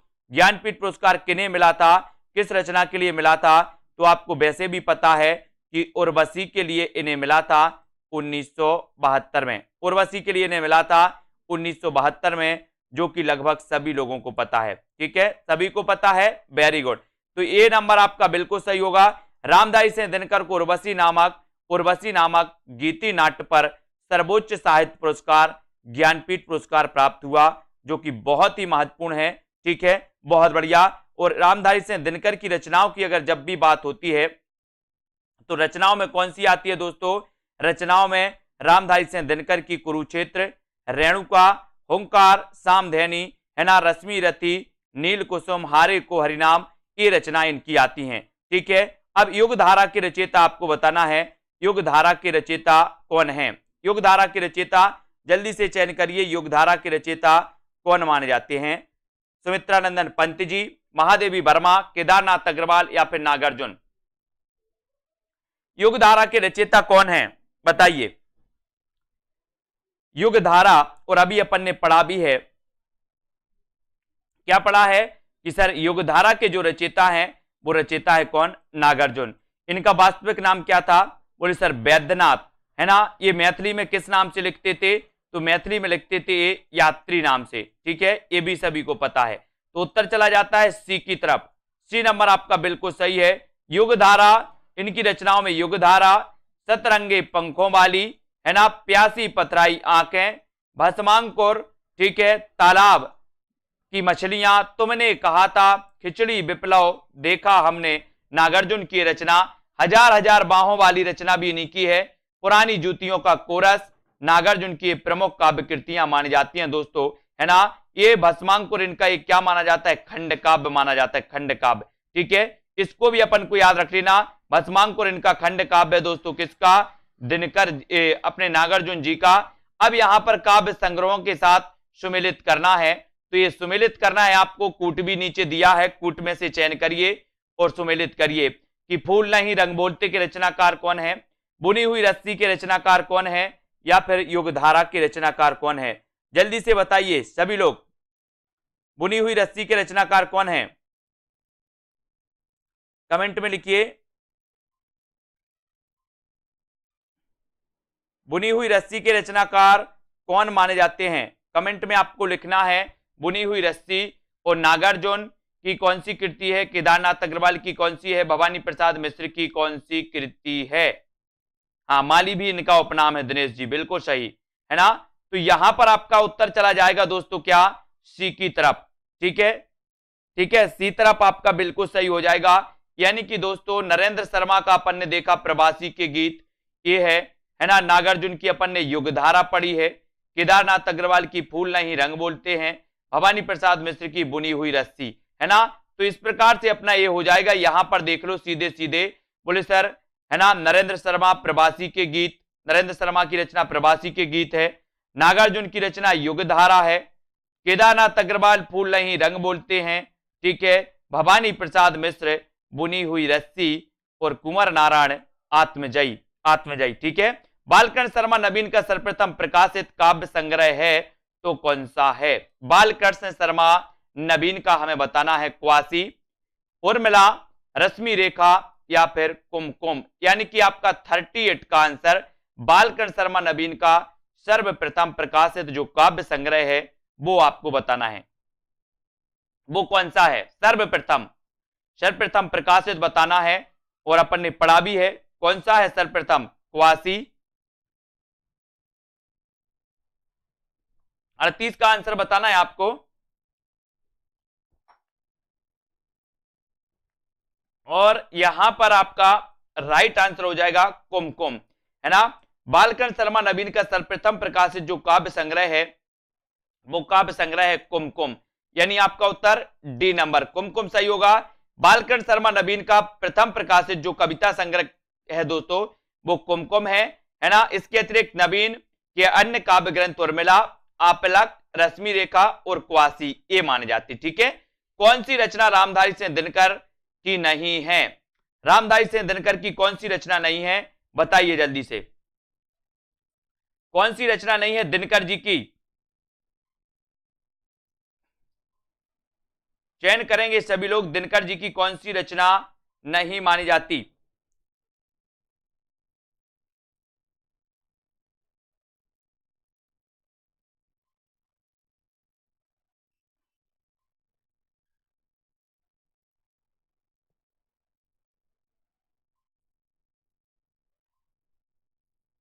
तो यहां पर रामधारी सिंह दिनकर की जब बात होती है तो इनकी रचना नहीं है अध्यात्म चिंतन। अध्यात्म चिंतन दिल्ली है इनकी रचना, रेणुका भी है, नीम के पत्ते भी है ना। तो कौन सी नहीं है, अध्यात्म चिंतन नहीं है, यानी कि आपका ए नंबर दिनकर की रचना नहीं है ना। और हुंकार की बात करें तो हुंकार है, रसवंती भी है, कुरुक्षेत्र है, सामधैनी है, नील कुसुम है, दिल्ली है, ठीक है। ये सारी रचनाएं मानी जाती हैं दोस्तों। द्वंद्व गीत, रश्मि रथी, उर्वशी, परशुराम की प्रतीक्षा, है ना, हारे को हरिनाम, धूप और धुआं, है ना, ये सारी रचनाएं मानी जाती है। आत्मा की आंखें, नीम के पत्ते, नीम के पत्ते भी पूछी जाती है, ठीक है। नीम के पत्ते के रचनाकार कौन है।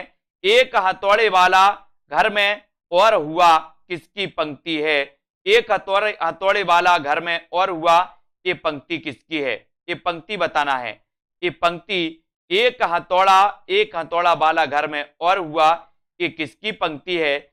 उत्तर चला जाता है केदारनाथ अग्रवाल की। किसकी पंक्ति है, केदारनाथ अग्रवाल की।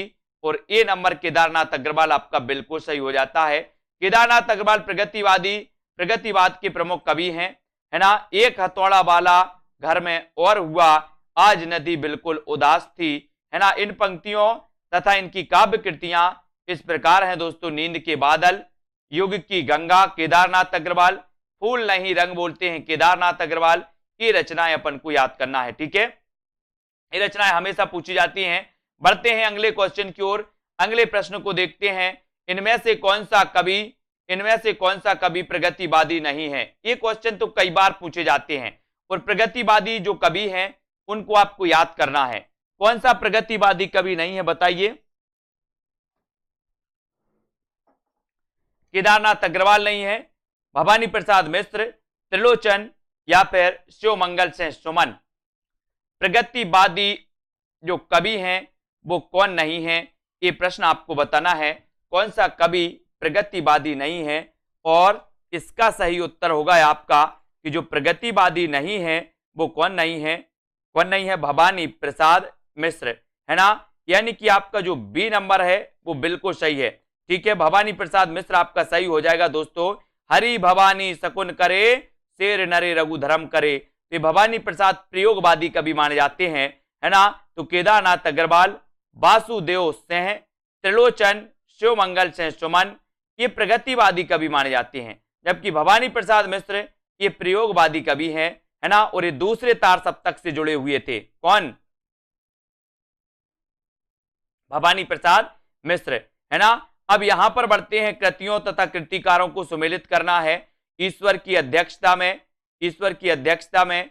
और कबूतर, है ना, कबूतर आत्महत्या के विरुद्ध, और जलसाघर, ये रचनाएं कौन सी हैं, ये रचनाएं किसकी हैं, ये आपको सुमेलित करना है। तो करिए सुमेलित। ईश्वर की अध्यक्षता, ये रचना किसकी है, या फिर अब कबूतर या फिर आत्महत्या के विरुद्ध या जलसाघर। और यहां पर आपका बिल्कुल सही आंसर होगा कि ईश्वर की अध्यक्षता में लीलाधर जगूड़ी, है ना।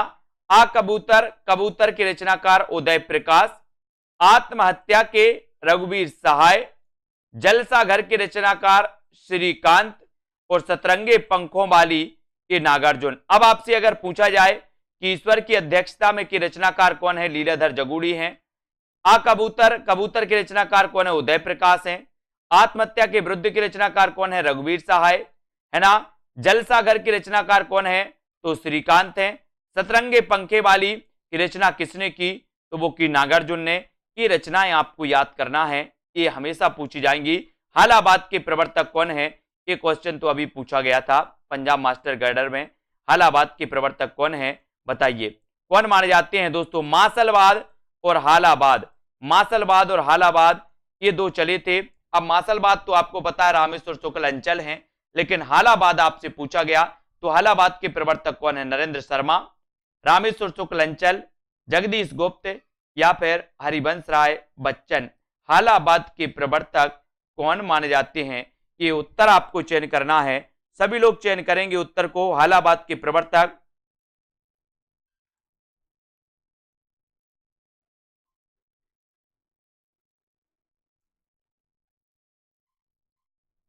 और आपने बताया है कि सर हालाबाद के प्रवर्तक अगर आपने पूछा है तो आप हरिवंश राय बच्चन को लगा दीजिए। हरिवंश राय बच्चन ये हालाबाद के प्रवर्तक हैं। अब इनके बारे में इनकी जो रचनाएं पूछी जाती हैं दोस्तों हरिवंश राय बच्चन की, मधुबाला, मधुशाला, रस कलश, ये पूछी जाती हैं, है ना। और दोस्तों ये हालाबाद के प्रवर्तक माने जाते हैं, है ना। इन्हें छई रोमांस का कवि भी कहा जाता है या प्रेम और मस्ती का काव्य भी इन्हें कहा जाता है, इनके काव्य को, ठीक है। इनको भी याद रख लेना, ठीक है। और दोस्तों ये जो हालाबाद के प्रवर्तक हैं वो कौन है? तो वो हैं हरिवंश राय बच्चन। मासलबाद के प्रवर्तक कौन है? तो मासलबाद के प्रवर्तक माने जाते हैं रामेश्वर शुक्ल अंचल। मासलबाद के प्रवर्तक रामेश्वर शुक्ल अंचल। हालाबाद के प्रवर्तक दोस्तों कौन माने जाते हैं? हालाबाद के माने जाते हैं अपने हरिवंश राय बच्चन, है ना। दिनकर की रचनाओं का सही अनुक्रम रेखांकित कीजिए। ओंकार, रेणुका, रसवंती, उर्वशी, इनका क्रम आपको बताना है। और दोस्तों आपको क्या करना है, आपको जिन भी साथियों ने अभी तक ऐप डाउनलोड नहीं किया सेल्फ स्टडी क्लासेस का ऐप, अगर आप डाउनलोड नहीं कर पाए हैं तो ऐप को डाउनलोड कर लें, ठीक है। ऐप को आप डाउनलोड कर लेते हैं दोस्तों तो आपको वहां पर हिंदी साहित्य का संपूर्ण कोर्स लॉन्च किया गया, जिसकी फीस दोस्तों, है ना, 50% से ज्यादा ऑफ में दोस्तों ये मात्र 30 तारीख तक आपको 1100 रुपए में टीजीटी, पीजीटी या फिर दोस्तों आप जूनियर टेट एग्जाम की तैयारी कर रहे हैं तो इनको याद करना है। इनको दोस्तों आप एडमिशन इसमें ले सकते हैं, है ना। हिंदी साहित्य के और ओंकार, रेणुका, रसवंती और उर्वशी ये जो रचनाएं हैं ये इनकी क्रमबद्ध हो जाएंगी, यानी कि उत्तर चला जाता है आपका ओंकार, है ना। ओंकार, रेणुका, रसवंती और उर्वशी, यानी कि आपका जो ये नंबर है वो बिल्कुल सही है, ठीक है। ये नंबर आपका राइट आंसर हो जाएगा। अब थोड़ा सा यहां पर देख लेते, इनका विस्तृत अध्ययन देख लेते यहां पर, है ना।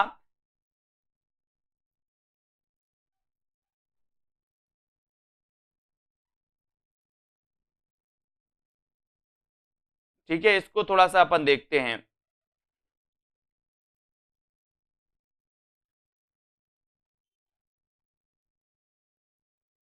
है ना। वैसे ये जो बी नंबर है दोस्तों, ये बी नंबर सही होगा इसका, बी नंबर, रेणुका, रसवंती, उर्वशी और ओंकार, ठीक है, बी नंबर।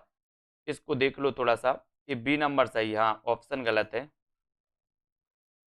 रेणुका, ओंकार ये आता है, ऑप्शन गलत है उसका। रेणुका, ओंकार, रसवंती, द्वंद्व गीत, कुरुक्षेत्र, सामधेनी, रश्मि रथी, नील कुसुम, दिल्ली, उर्वशी, ठीक है। इनको देख लो, वो तो ठीक है, ठीक है, गलत है वो, ऑप्शन गलत है। रेणुका, ओंकार, रसवंती, ठीक है, द्वंद्व गीत, कुरुक्षेत्र, सामधेनी, रश्मि रथी, है ना, नील कुसुम, दिल्ली, उर्वशी, परशुराम की प्रतीक्षा, आत्मा की आंखें, हारे के हरिनाम, है ना, धूप और धुआं, नीम के पत्ते और इतिहास के आंसू, ये रचनाएं आपको याद रख लेना, ठीक है। ये हमेशा पूछी जाती हैं।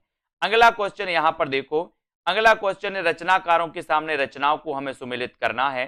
सतरंगिणी, है ना, और बताना है सतरंगिणी, सतरंगी पंखों वाली, अड़िमा या फिर रितंबरा, बताइए। सतरंगिणी, निराला, सतरंगी पंखों वाली, अड़िमा या फिर रितंबरा, ये रचनाएं किसकी हैं?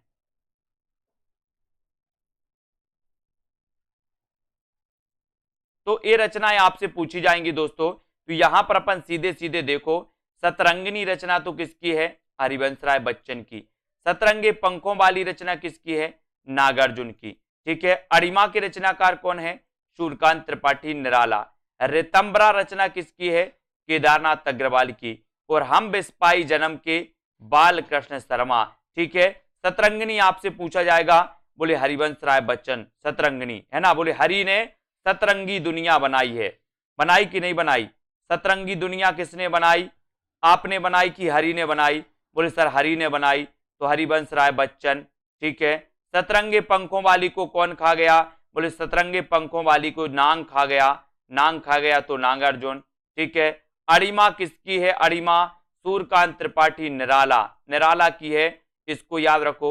ऋतंबरा के रचनाकार कौन है? तो केदारनाथ मिश्र प्रभात, केदारनाथ मिश्र प्रभात है, ये केदारनाथ अग्रवाल नहीं है, ये केदारनाथ मिश्र प्रभात है ना। और हम बिस्पाई जन्म के, ये बाल कृष्ण भट्ट। बोले हम तो विष भी डाल देते, बोले सर हम तो जन्म से बालों में विष डाल रहे हैं, बाल कृष्ण भट्ट बाल में डाल रहे विष, है ना, तो ये विष डाल रहे हैं बाल में, तो बाल कृष्ण भट्ट हम बिस्पाई जन्म के, है ना।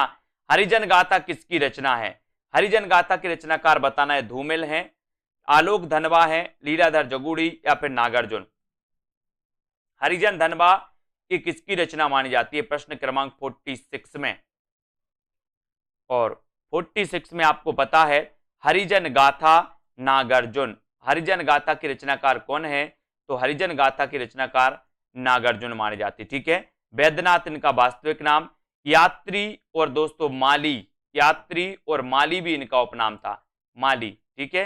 यात्री और माली इनका उपनाम था नागार्जुन का, है ना। और दोस्तों हरिजन गाथा के रचनाकार नागार्जुन। ईश्वर की अध्यक्षता में लीला, बोले ईश्वर की अध्यक्षता में लीला हुई थी, लीला पढ़ते ना अपन, कृष्ण लीला, बोले लीला, तो ईश्वर की अध्यक्षता में लीला जगुड़ी। दुनिया रोज बनती है, आलोक धनवा, है ना। मोची राम, मोची राम सुदामा पांडे धूमिल, मोची राम सुदामा पांडे धूमिल, ठीक है। अब इनमें से बताइए कौन सा नाम सही है? पहला तार सप्तक, तार सप्तक, दूसरा तार सप्तक, तीसरा तार सप्तक, कौन सा नाम सही है? सही नाम आपको चयन करना है, तो कौन सा नाम सही होता है इसमें से बताइए।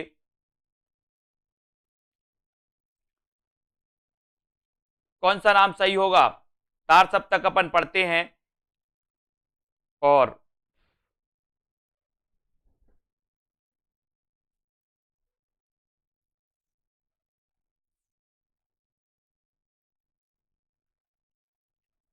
है ना, तो इसमें आपका सही हो जाएगा दोस्तों ये तार सप्तक, तार सप्तक इसमें सही है ना।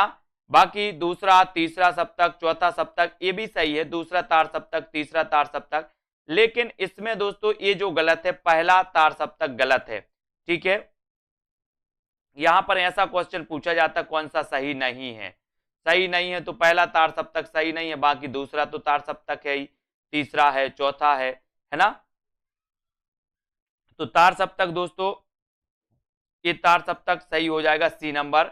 दूसरा तार सप्तक 51, तीसरा सप्तक 59, चौथा सप्तक 79। इन सभी तार सप्तकों का संपादन सच्चिदानंद हीरानंद बादशाह अज्ञे ने किया था, ठीक है। तो अज्ञे के बारे में आपको पता ही है, प्रथम द्वितीय तृतीय ये तार सप्तक इन्होंने याद रखे थे, ठीक है। अब यहाँ पर पढ़ते हैं ए नंबर पढ़ते हैं, यहाँ पर ये प्रभात फेरी के रचनाकार कौन है? सीधा सीधा इनको देख लेते हैं, इनको थोड़ा सा पढ़ लेते हैं। मधुलिका की रचनाकार कौन है? रामेश्वर शुक्ल अंचल है।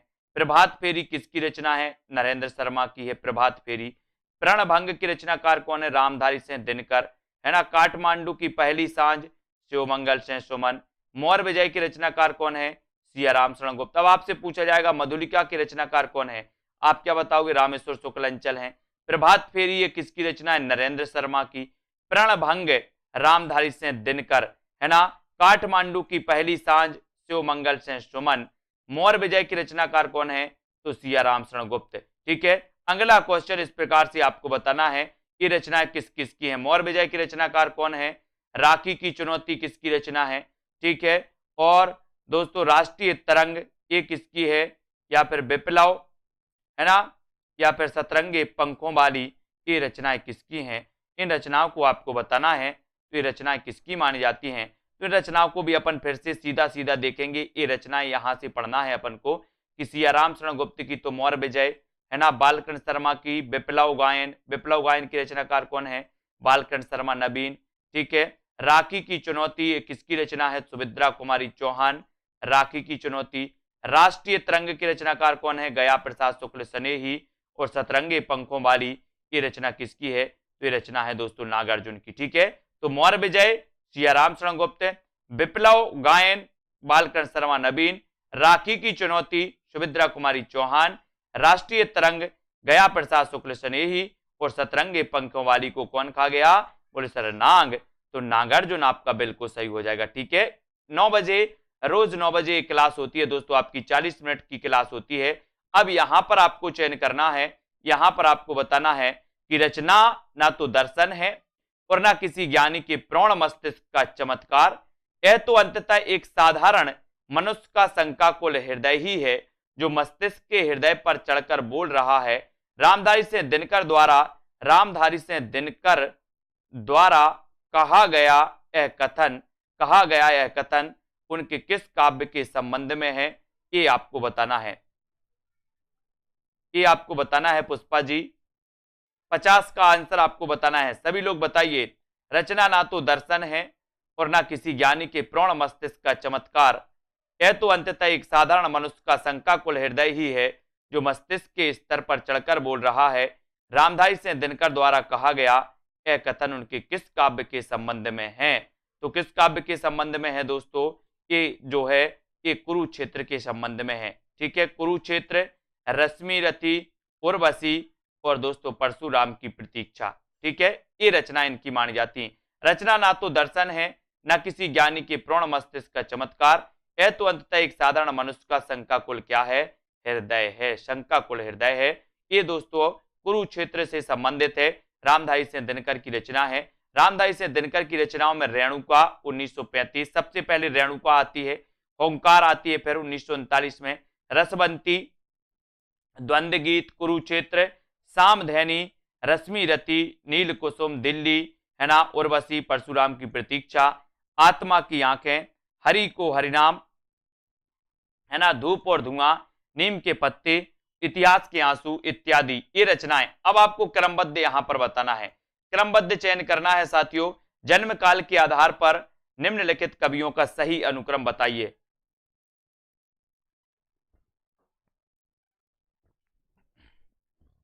जन्म काल के आधार पर निम्नलिखित कवियों का सही अनुक्रम क्या हो जाएगा? जन्म काल के आधार पर सबसे पहले कौन से कवि आते हैं? अनुराग जी, नागार्जुन, त्रिलोचन, नागार्जुन या फिर भवानी प्रसाद मिश्र। तो यहां पर आपका बिल्कुल सही आंसर है कि सर नागार्जुन तो आते ही हैं, लेकिन इसमें नागार्जुन में भवानी प्रसाद मिश्र, त्रिलोचन और नरेश मेहता ये आते हैं। ठीक है, तो इनके जन्म काल को देखो, नागार्जुन 1911, है ना, नागार्जुन। ठीक है, भवानी प्रसाद मिश्र 1913, ठीक है, त्रिलोचन 17, नरेश मेहता 21। तो ये आपको आनी चाहिए, ये आपको दोस्तों क्रमबद्ध आनी चाहिए। नागार्जुन 11, है ना, भवानी प्रसाद मिश्र में 13 है ना, त्रिलोचन में 17 और दोस्तों नरेश मेहता का 21 इनको याद रखोगे, है ना। 21 दिनकर की किस कृति का कथानक कर्ण है? बढ़िया प्रश्न है, बहुत बढ़िया प्रश्न है दोस्तों, अच्छा प्रश्न आपसे पूछा गया।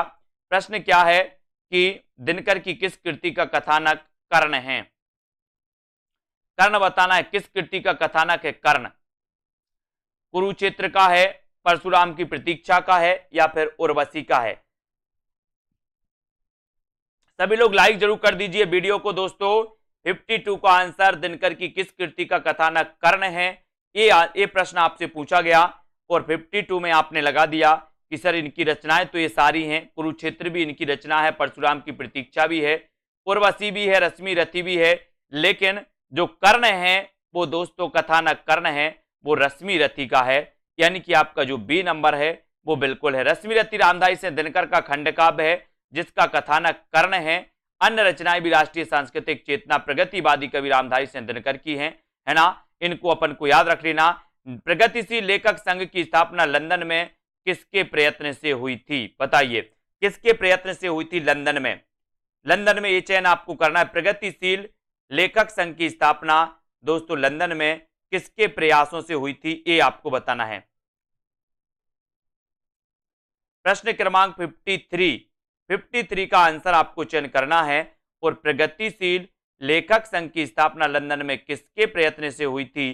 तो वो प्रयत्न है दोस्तों अपना सी नंबर, मुल्कराज आनंद व सज्जाद जहीर, है ना, मुल्कराज आनंद व सज्जाद जहीर के प्रयासों से हुई थी, यानी कि सी नंबर।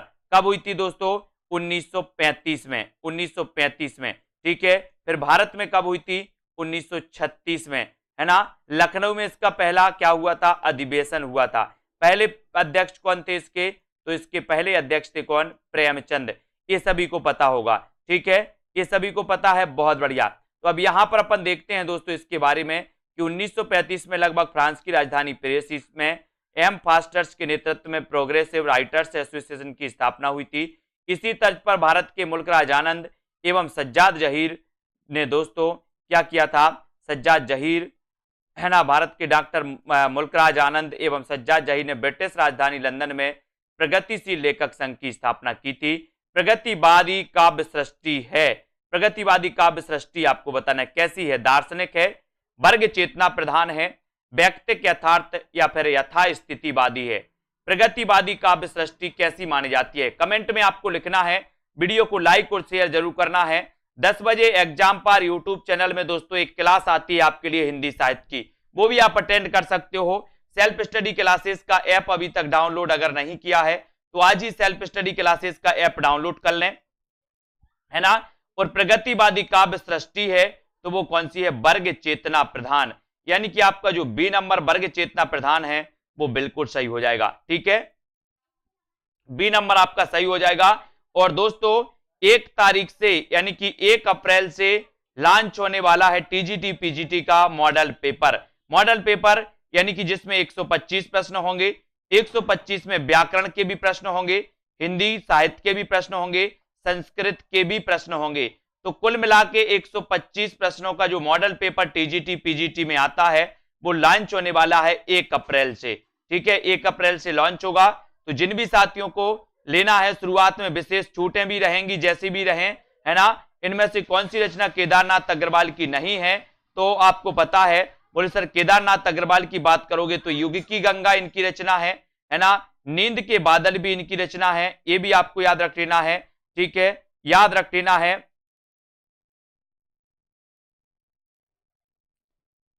ठीक है। और आग का झरना और युगधारा ये दोस्तों किसकी है? ये केदारनाथ अग्रवाल की रचना नहीं है, ये तो किसकी है? ये तो रचना नागार्जुन की है। किसकी है? नागार्जुन की। इसको याद रख लेना। युगधारा की आज का जो अपना पहला प्रश्न है यहां पर आपको बताना है, यहां तक अपन ने पढ़ लिया था। अगला क्वेश्चन है आपका, फूल नहीं रंग बोलते हैं, फूल नहीं रंग बोलते हैं कि रचनाकार कौन माने जाते हैं? इसका उत्तर आपको बताना है। केदारनाथ अग्रवाल, नागार्जुन, त्रिलोचन या फिर नरेश मेहता। अपन ने दोस्तों प्रगतिवाद के बारे में पढ़ा था कि सर प्रगतिवाद का जो उदय होता है वो होता है 1936 में। प्रगतिवाद के प्रवर्तक कौन है? सुमित्रानंदन पंत। छायावाद के अंत की घोषणा किस रचना से मानी जाती है?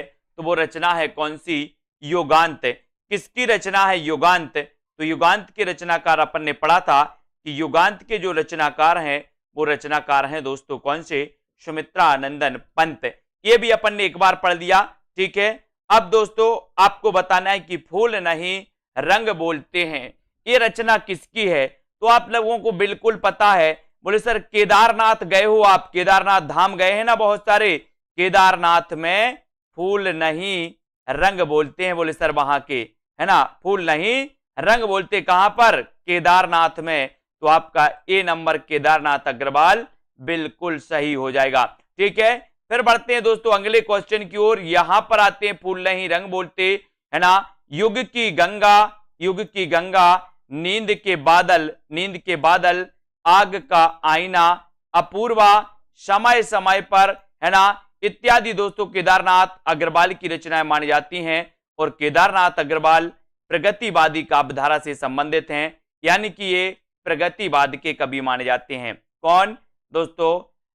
अग्रवाल, केदारनाथ अग्रवाल, ठीक है। बात करें दोस्तों नागार्जुन की, तो नागार्जुन की रचनाओं में युगधारा, सतरंगे पंखों वाली, प्यासी पथराई आंखें, भस्मांकुर, तुमने कहा था, ये सभी रचनाएं किसकी हैं? नागार्जुन की मानी जाती हैं, ठीक है।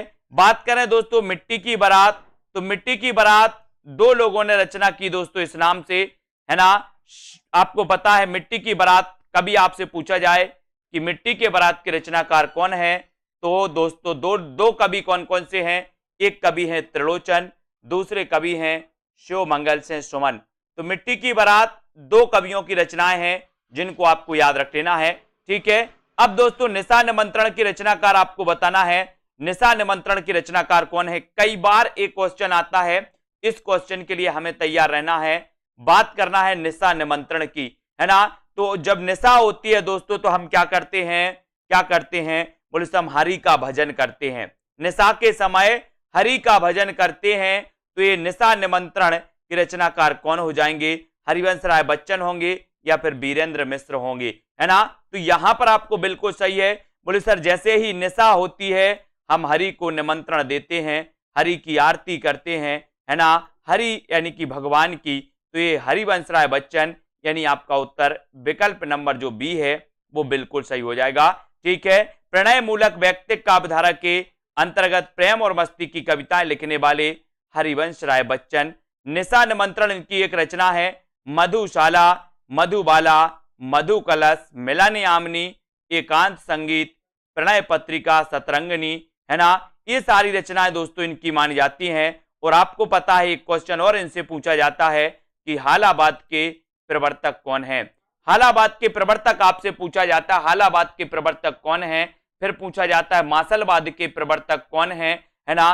तो आपको याद रख लेना, हालाबाद के प्रवर्तक हरिवंश राय बच्चन, मासलवाद के प्रवर्तक रामेश्वर शुक्ल अंचल, है ना। ये चीज भी याद रख लेना। और दोस्तों जो हरिवंश राय बच्चन हैं इनकी आत्मकथा क्या भूलूं क्या याद करूं, है ना, ये आपने पढ़ी होगी, 4 भागों में प्रकाशित है और कई बार ये पूछी गई है ना। तो हिंदी साहित्य में मार्क्सवादी चेतना की अभिव्यक्ति जिस काव्यधारा में देखने को मिलती है उस धारा को क्या कहा जाता है? आपको बताना है, प्रगतिवादी, प्रयोगवादी, जनवाद या फिर कविता। अगर आपने अभी तक self study classes app download नहीं किया है तो देर ना करें दोस्तों, अभी self study classes app download करें। और मार्क्सवाद की जब भी बात होती है तो हम बात करते हैं प्रगतिवाद की, है ना। प्रगतिवाद दोस्तों आपको पता है कि मार्क्सवाद यानी कि दोस्तों समाजवाद, साम्यवाद से प्रभावित माना जाता है। ये आपको याद रख लेना। हम पढ़ते हैं कि राजनीति में जो मार्क्सवाद है ना, या साम्यवाद है, वही दोस्तों साहित्य में क्या है? प्रगतिवाद है। प्रगतिवाद के प्रवर्तक पंत को माना जाता है। प्रगतिवाद दोस्तों आपको पता है कि इसमें यथार्थता का चित्रण मिलता है। इस प्रगतिवादी जो रचनाएं होती हैं उन्होंने दोस्तों यथार्थ का वर्णन किया है, उन्होंने कल्पना के आधार पर रचनाएं नहीं की, है ना। हिंदी साहित्य में मार्क्सवादी चेतना की अभिव्यक्ति प्रगतिवादी काव्यधारा के रूप में देखने को मिलती है। और प्रगतिवादी काव्य की मूल चेतना कार्ल मार्क्स के द्वंद्वात्मक भौतिकवाद से दोस्तों अनुप्राणित है। और मार्क्स की भौतिकवादी विचारधारा का प्रभाव हिंदी के उन साहित्यकारों पर पड़ा जो सामाजिक यथार्थ तथा शोषण के विरुद्ध विचारों को साहित्य में अभिव्यक्त करने के क्या थे? पक्षपाती थे, है ना। ये भी आपको याद रखना है दोस्तों इसके बारे में।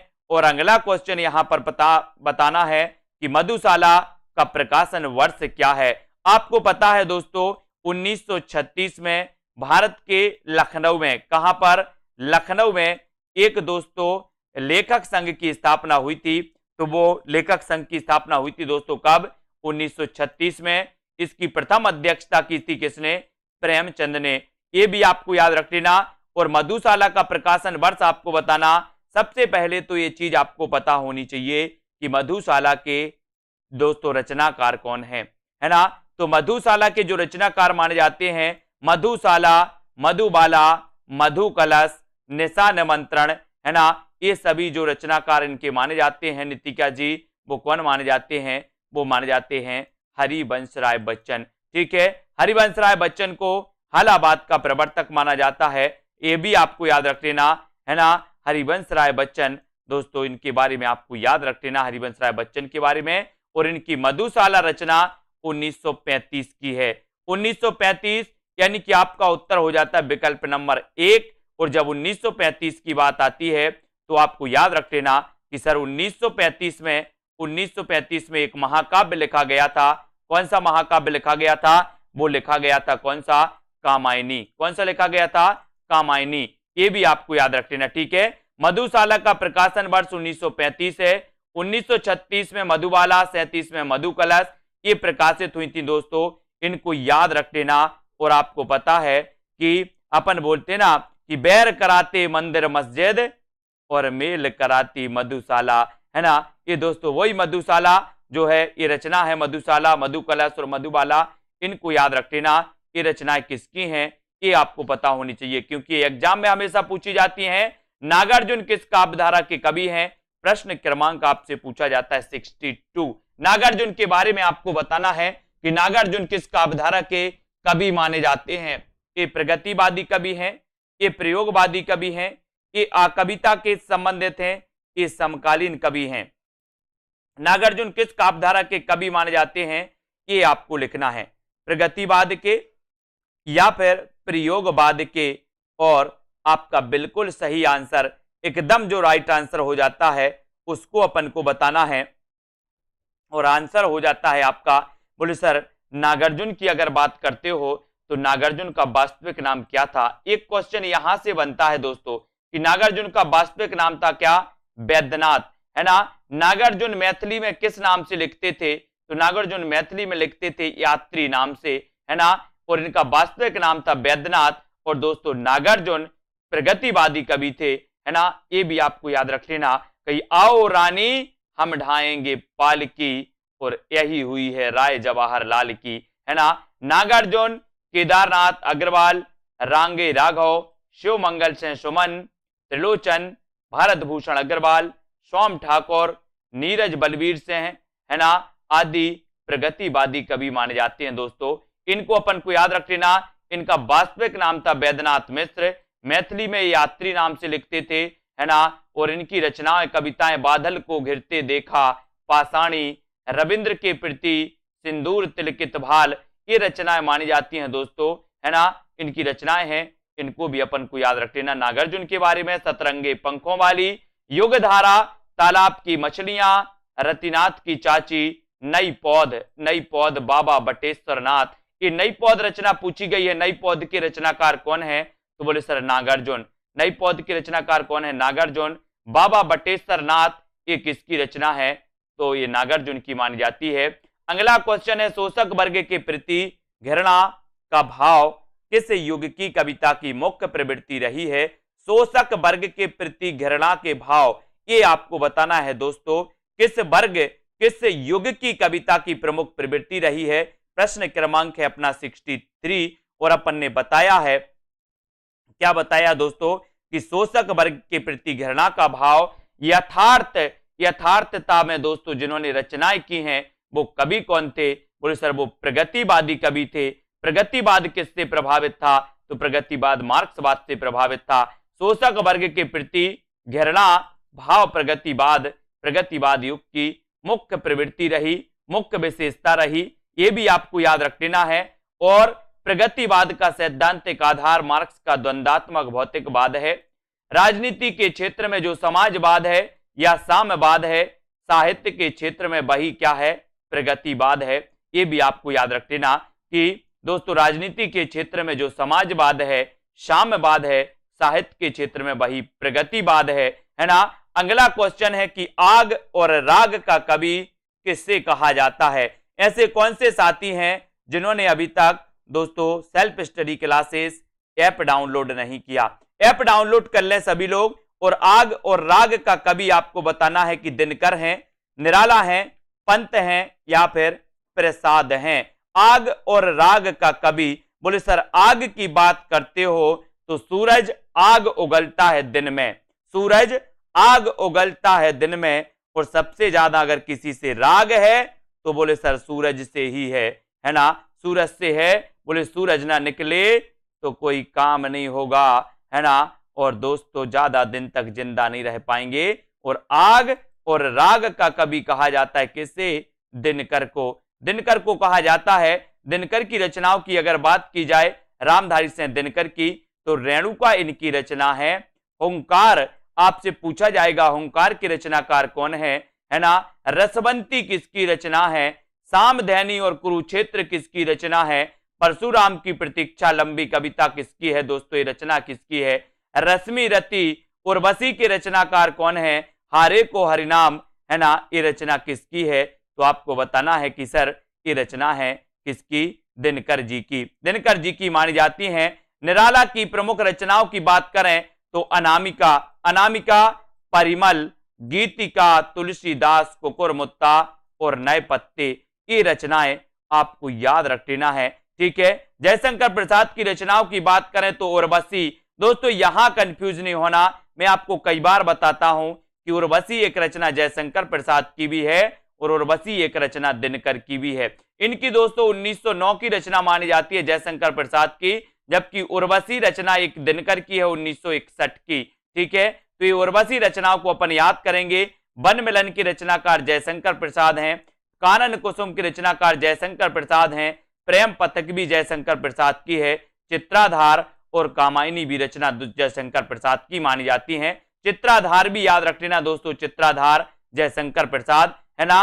सुमित्रानंदन पंत की रचनाओं में उच्छ्वास की बात आती है दोस्तों, तो उच्छ्वास के रचनाकार कौन है? उच्छ्वास के रचनाकार हैं सुमित्रानंदन पंत और शोकोच्छ्वास के रचनाकार हैं जयशंकर प्रसाद। शोकोच्छ्वास जयशंकर प्रसाद, उच्छ्वास सुमित्रानंदन पंत, ग्रंथि, पल्लव, गुंजन, स्वर्ण किरण, स्वर्ण धूलि, कला और बूढ़ा चांद, लोकायतन इनका महाकाव्य, चिदंबरा के लिए ज्ञानपीठ पुरस्कार मिला पंत जी की रचनाओं के लिए। तो ये सुमित्रानंदन पंत जी की रचनाएं जो आपको याद रख लेना, ये रचना इनकी स्वर्ण किरण, स्वर्ण धूलि, अरविंद दर्शन से प्रभावित हैं, है ना। कला और बूढ़ा चांद के लिए 1960 में साहित्य अकादमी पुरस्कार मिला। ठीक है, लोकायतन इनका महाकाव्य गांधी जी के जीवन पर आधारित है पंत जी का। चिदंबरा के लिए 1968 में दोस्तों इन्हें क्या मिला था? ज्ञानपीठ पुरस्कार मिला था। इन सारी चीजों को आपको याद रखना है।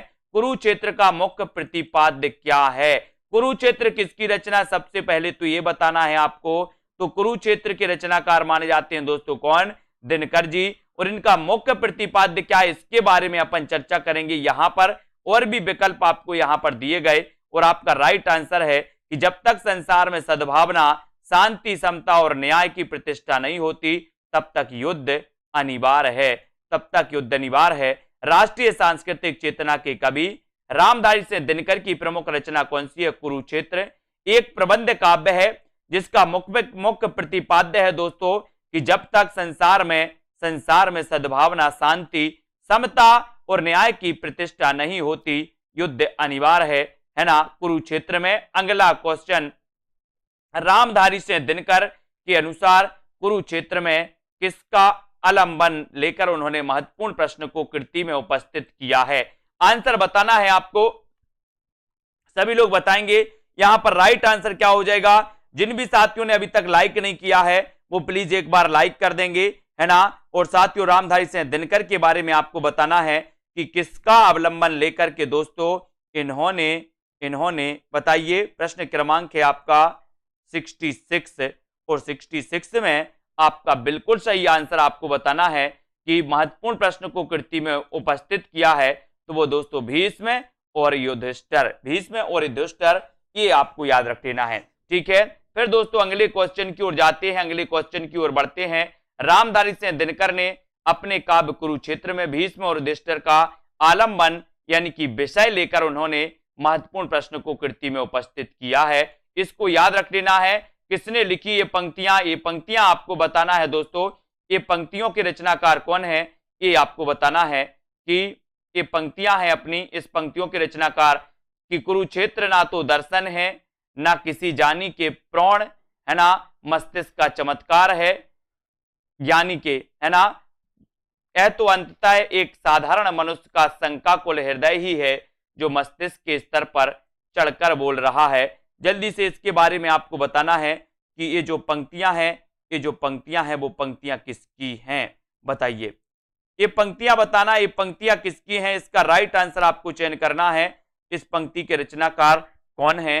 तो यहां पर आपका जो सबसे अच्छा और सही आंसर हो जाएगा, सटीक आंसर हो जाएगा, वो हो जाएगा रामधारी सिंह दिनकर, है ना। डी नंबर आपका सही हो जाएगा। कुरुक्षेत्र के संदर्भ में रामधारी सिंह दिनकर का कथन है कि कुरुक्षेत्र ना तो दर्शन है, न किसी ज्ञानी के प्रौढ़ मस्तिष्क का चमत्कार है, यह तो अंततः एक साधारण मनुष्य का शंकाकुल हृदय ही है जो मस्तिष्क के स्तर पर चढ़कर बोल रहा है।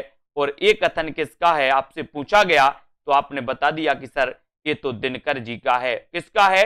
दिनकर जी का। सभी लोग लाइक जरूर कर दें एक बार साथियों, है ना। आत्मा का संग्राम आत्मा से, देह का संग्राम देह से जीता जाता है। रामधारी सिंह दिनकर का यह कथन किस कृति के संदर्भ में कहा गया है? बताइए। आत्मा का संग्राम आत्मा से, देह का संग्राम देह से, रामधारी सिंह दिनकर का यह कथन किस कृति के संदर्भ में कहा गया? प्रश्न क्रमांक 68 का आंसर सभी लोगों को बताना है। उत्तर क्या हो जाएगा? उत्तर बताना है। 68 का आंसर आपको बताना है। आत्मा का संग्राम आत्मा से और देह का संग्राम देह से। फ्री मटेरियल भी ऐप पर बहुत सारा है, फ्री मटेरियल भी है ऐप पर, और दोस्तों पेड क्लासेस का पेड जो कोर्स है वो भी ऐप पर है ना। तो जिनको फ्री पढ़ना वो फ्री भी पढ़ सकते हैं। आत्मा का संग्राम आत्मा से और देह का संग्राम देह से, यानी कि यहां पर आपका कुरुक्षेत्र बिल्कुल सही है। सी नंबर आपका सही हो जाएगा। आत्मा का संग्राम आत्मा से और देह का संग्राम देह से जीता जाता है। यह कथन रामधारी सिंह दिनकर ने अपनी रचना कुरुक्षेत्र में कही है। कुरुक्षेत्र में भीष्म और युधिष्ठिर के माध्यम से धर्म रक्षा हेतु युद्ध की आवश्यकता सिद्ध की गई है। इसको आपको याद रख लेना। अब यहां पर आते हैं दोस्तों, प्रगतिवादी काव्य किस विचारधारा से प्रेरित है? प्रगतिवादी काव्य आपको बताना है कि किस विचारधारा से प्रेरित है। क्वेश्चन कई बार पूछा गया है, कई एग्जामों में पूछा गया है, इसलिए सभी को तैयार रहना है। प्रगतिवादी काव्य के बारे में आपको बताना है ना, ये किससे प्रेरित माना जाता है? बताइए। प्रगतिवादी काव्य किस विचारधारा से प्रभावित है? कमेंट में जल्दी से आपको लिखना है। 4 विकल्प हैं आपके सामने, आदर्शवाद, मार्क्सवाद, अस्तित्ववाद और गांधीवाद, है ना।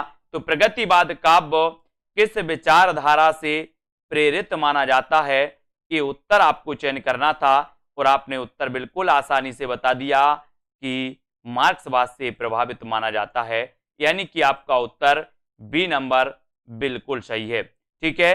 प्रगतिवादी काव्यधारा मार्क्सवादी विचारधारा से प्रेरित है और इस विचारधारा के प्रमुख कवि नागार्जुन, त्रिलोचन, है ना, शास्त्री केदारनाथ अग्रवाल आदि माने जाते हैं।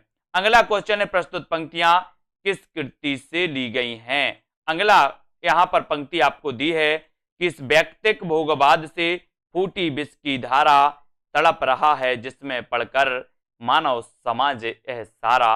ये बताना है कि दोस्तों ये पंक्ति किसकी है? सरोज स्मृति, राम की शक्ति पूजा, कामायनी या फिर कुरुक्षेत्र। ये पंक्तियां कहां से ली गई हैं? 70 का आंसर आपको चयन करना है। 70 का आंसर आपको बताना है और 70 में आपका उत्तर हो जाएगा इस व्यक्तिक भोगवाद से फूटी विष की धारा तड़प रहा है जिसमें पढ़कर मानव समाज यह सारा। उत्तर चला जाता है कुरुक्षेत्र। कुरुक्षेत्र यानी कि आपका डी नंबर बिल्कुल सही हो जाएगा, है ना।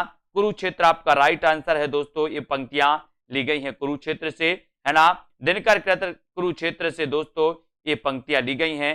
राम की शक्ति पूजा निराला की दोस्तों लंबी कविता है, इसको याद करना। कामायनी के रचनाकार जयशंकर प्रसाद है।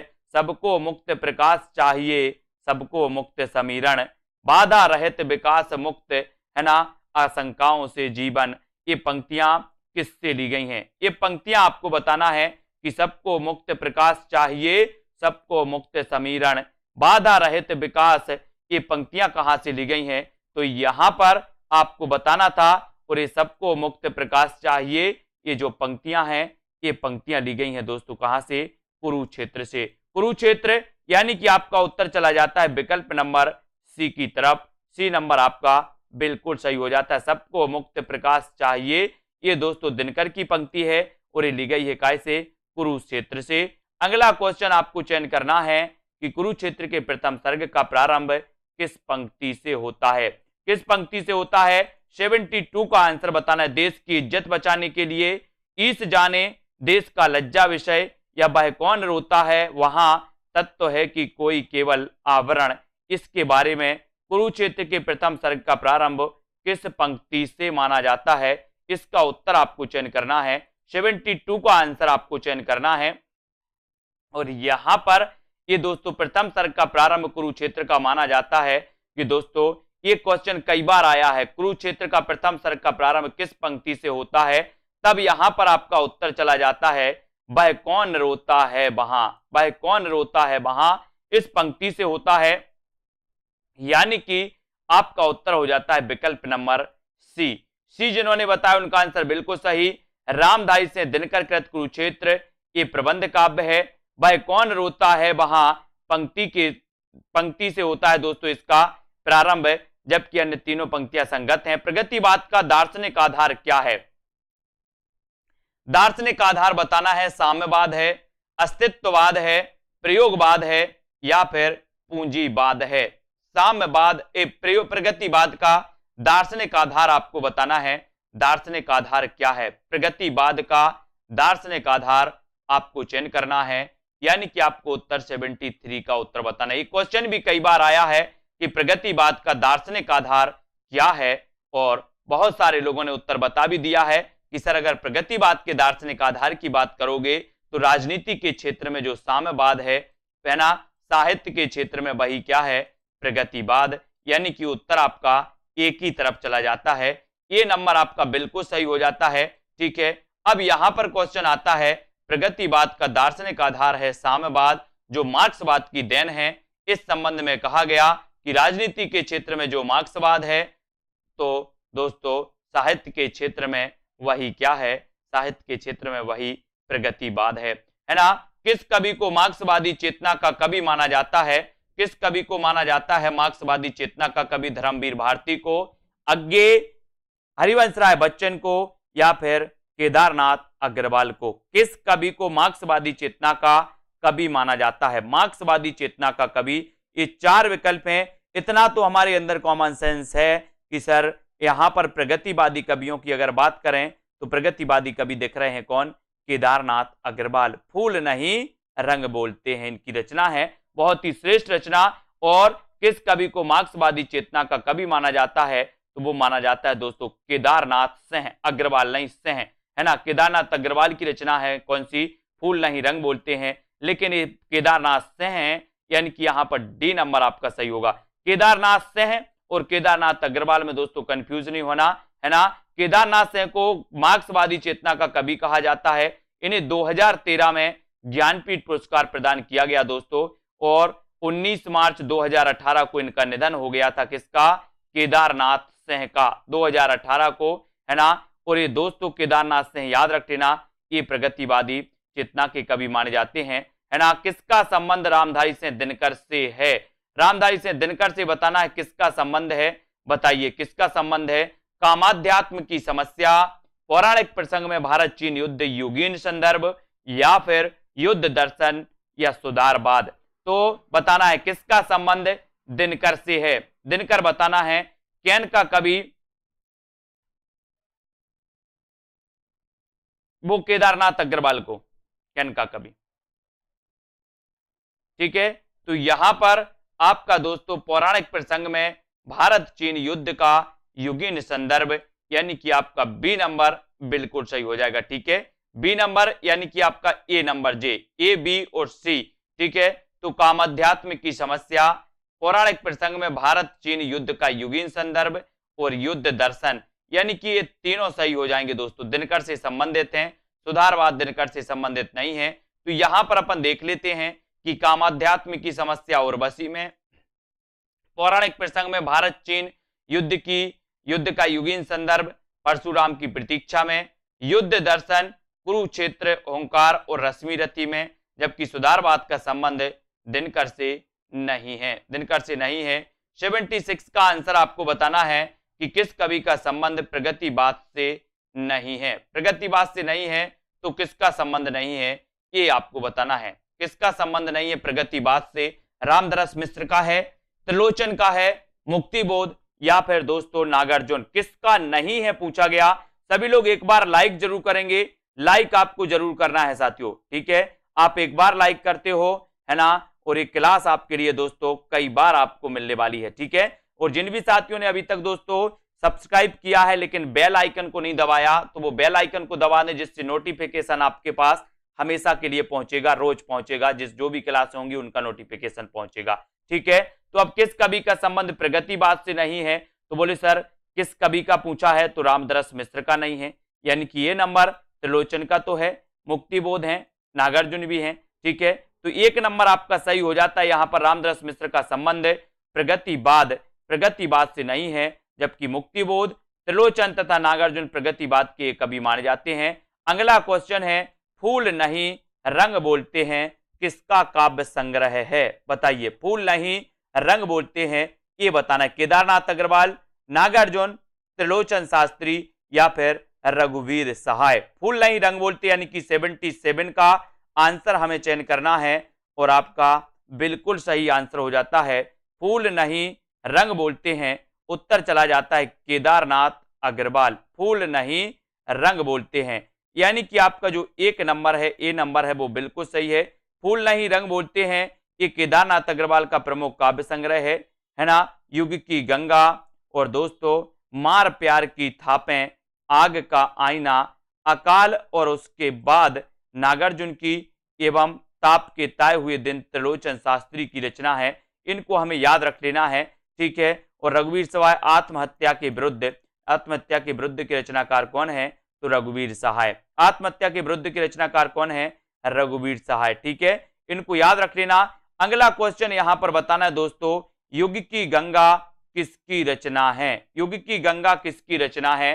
चार विकल्प हैं हमारे सामने, युग की गंगा के रचनाकार आपको चयन करना है। इसके रचनाकार कौन है, केदारनाथ से हैं, केदारनाथ अग्रवाल, केदारनाथ मिश्र प्रभात या फिर रामेश्वर शुक्ल, बताइए।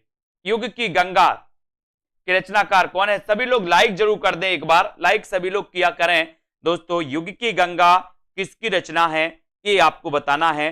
और जिन भी साथियों ने अभी तक सेल्फ स्टडी क्लासेस का दोस्तों क्या नहीं किया है ना, हाँ अलग अलग कवि हैं, केदारनाथ अग्रवाल अलग हैं, केदारनाथ से हैं अलग हैं, ठीक है। तो यहां पर याद रख लेना कि युग की गंगा किसकी रचना है। युग की गंगा दोस्तों इसके रचनाकार हैं केदारनाथ अग्रवाल, ठीक है। सेल्फ स्टडी क्लासेस का ऐप जरूर डाउनलोड कर लो साथियों। केदारनाथ अग्रवाल यानी बी नंबर। युग की गंगा किसकी रचना है, केदारनाथ अग्रवाल की। युग की गंगा रचना के रचनाकार केदारनाथ अग्रवाल हैं, है ना। इसके अतिरिक्त फूल नहीं रंग बोलते हैं, आग का आईना, ये पूछी गई रचना, आग का आईना के रचनाकार कौन है, तो आप क्या बताओगे। आग का आईना केदारनाथ अग्रवाल। गुल मेहंदी, नींद के बादल, है ना, ये सभी मानी जाती हैं। नींद के बादल भी केदारनाथ में, बोले सर नींद के बादल सो गए थे, है ना।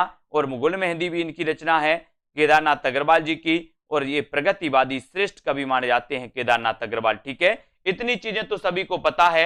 और केदारनाथ अग्रवाल किस काव्यधारा के कवि हैं, ये आंसर आपको बताना है। सरल आंसर, प्रश्न भी सही है आपके लिए और उत्तर भी आपको बताना है, तब आपका बिल्कुल सही। केदारनाथ अग्रवाल किस काव्यधारा के कवि माने जाते हैं, उत्तर चला जाता है दोस्तों आपका कि सर केदारनाथ अग्रवाल की बात करते हो तो ये प्रगतिवादी चेतना, प्रगतिवादी काव्यधारा के ये कवि माने जाते हैं, ठीक है। अब यहां पर देखो केदारनाथ अग्रवाल प्रगतिवादी या प्रगतिवाद के प्रमुख कवि हैं। प्रगतिवाद के अन्य प्रमुख कवि में त्रिलोचन का याद रख लेना, नागार्जुन, ठीक है, और शिवमंगल सेन सुमन। और दोस्तों ये शिवमंगल सेन सुमन, नागार्जुन, त्रिलोचन ये सभी माने जाते हैं। अगला क्वेश्चन है कि निम्न में से कौन विशुद्ध राष्ट्रीय भावधारा का कवि नहीं है। विशुद्ध काव्य धारा बताना है, तो सोहनलाल द्विवेदी, माखनलाल चतुर्वेदी, दिनकर या फिर नागार्जुन। प्रश्न क्रमांक 80, कौन विशुद्ध राष्ट्रीय काव्यधारा, राष्ट्रीय भावधारा का कवि नहीं है, कौन सा नहीं है, ये आंसर आपको चयन करना है। 4 सेकंड है, सभी लोग बताएंगे, वीडियो को लाइक कर देंगे और दोस्तों अपने मित्रों तक शेयर जरूर कर दिया करें। ये रोज क्लास होती है 9 बजे। और जिन भी साथियों को अभी दोस्तों एडमिशन लेना है तो अभी भी मौका है, आप एडमिशन ले सकते हो, है ना। और यहां पर आपका उत्तर सी नंबर, ये नागार्जुन साहब जो हैं दोस्तों ये प्रगतिवादी काव्यधारा के कवि हैं। ये राष्ट्रीय भावधारा, विशुद्ध राष्ट्रीय भावधारा के कवि नहीं माने जाते, है ना। और नागार्जुन राष्ट्रीय भावधारा के कवि नहीं है, बल्कि प्रगतिवादी या मार्क्सवादी विचारधारा के साथ साथ राजनीतिक कवि भी माने जाते हैं। जबकि सोहनलाल द्विवेदी, माखनलाल चतुर्वेदी, दिनकर ये राष्ट्रीय काव्यधारा के कवि हैं आज का आपका चैलेंज प्रश्न है, अज्ञे ने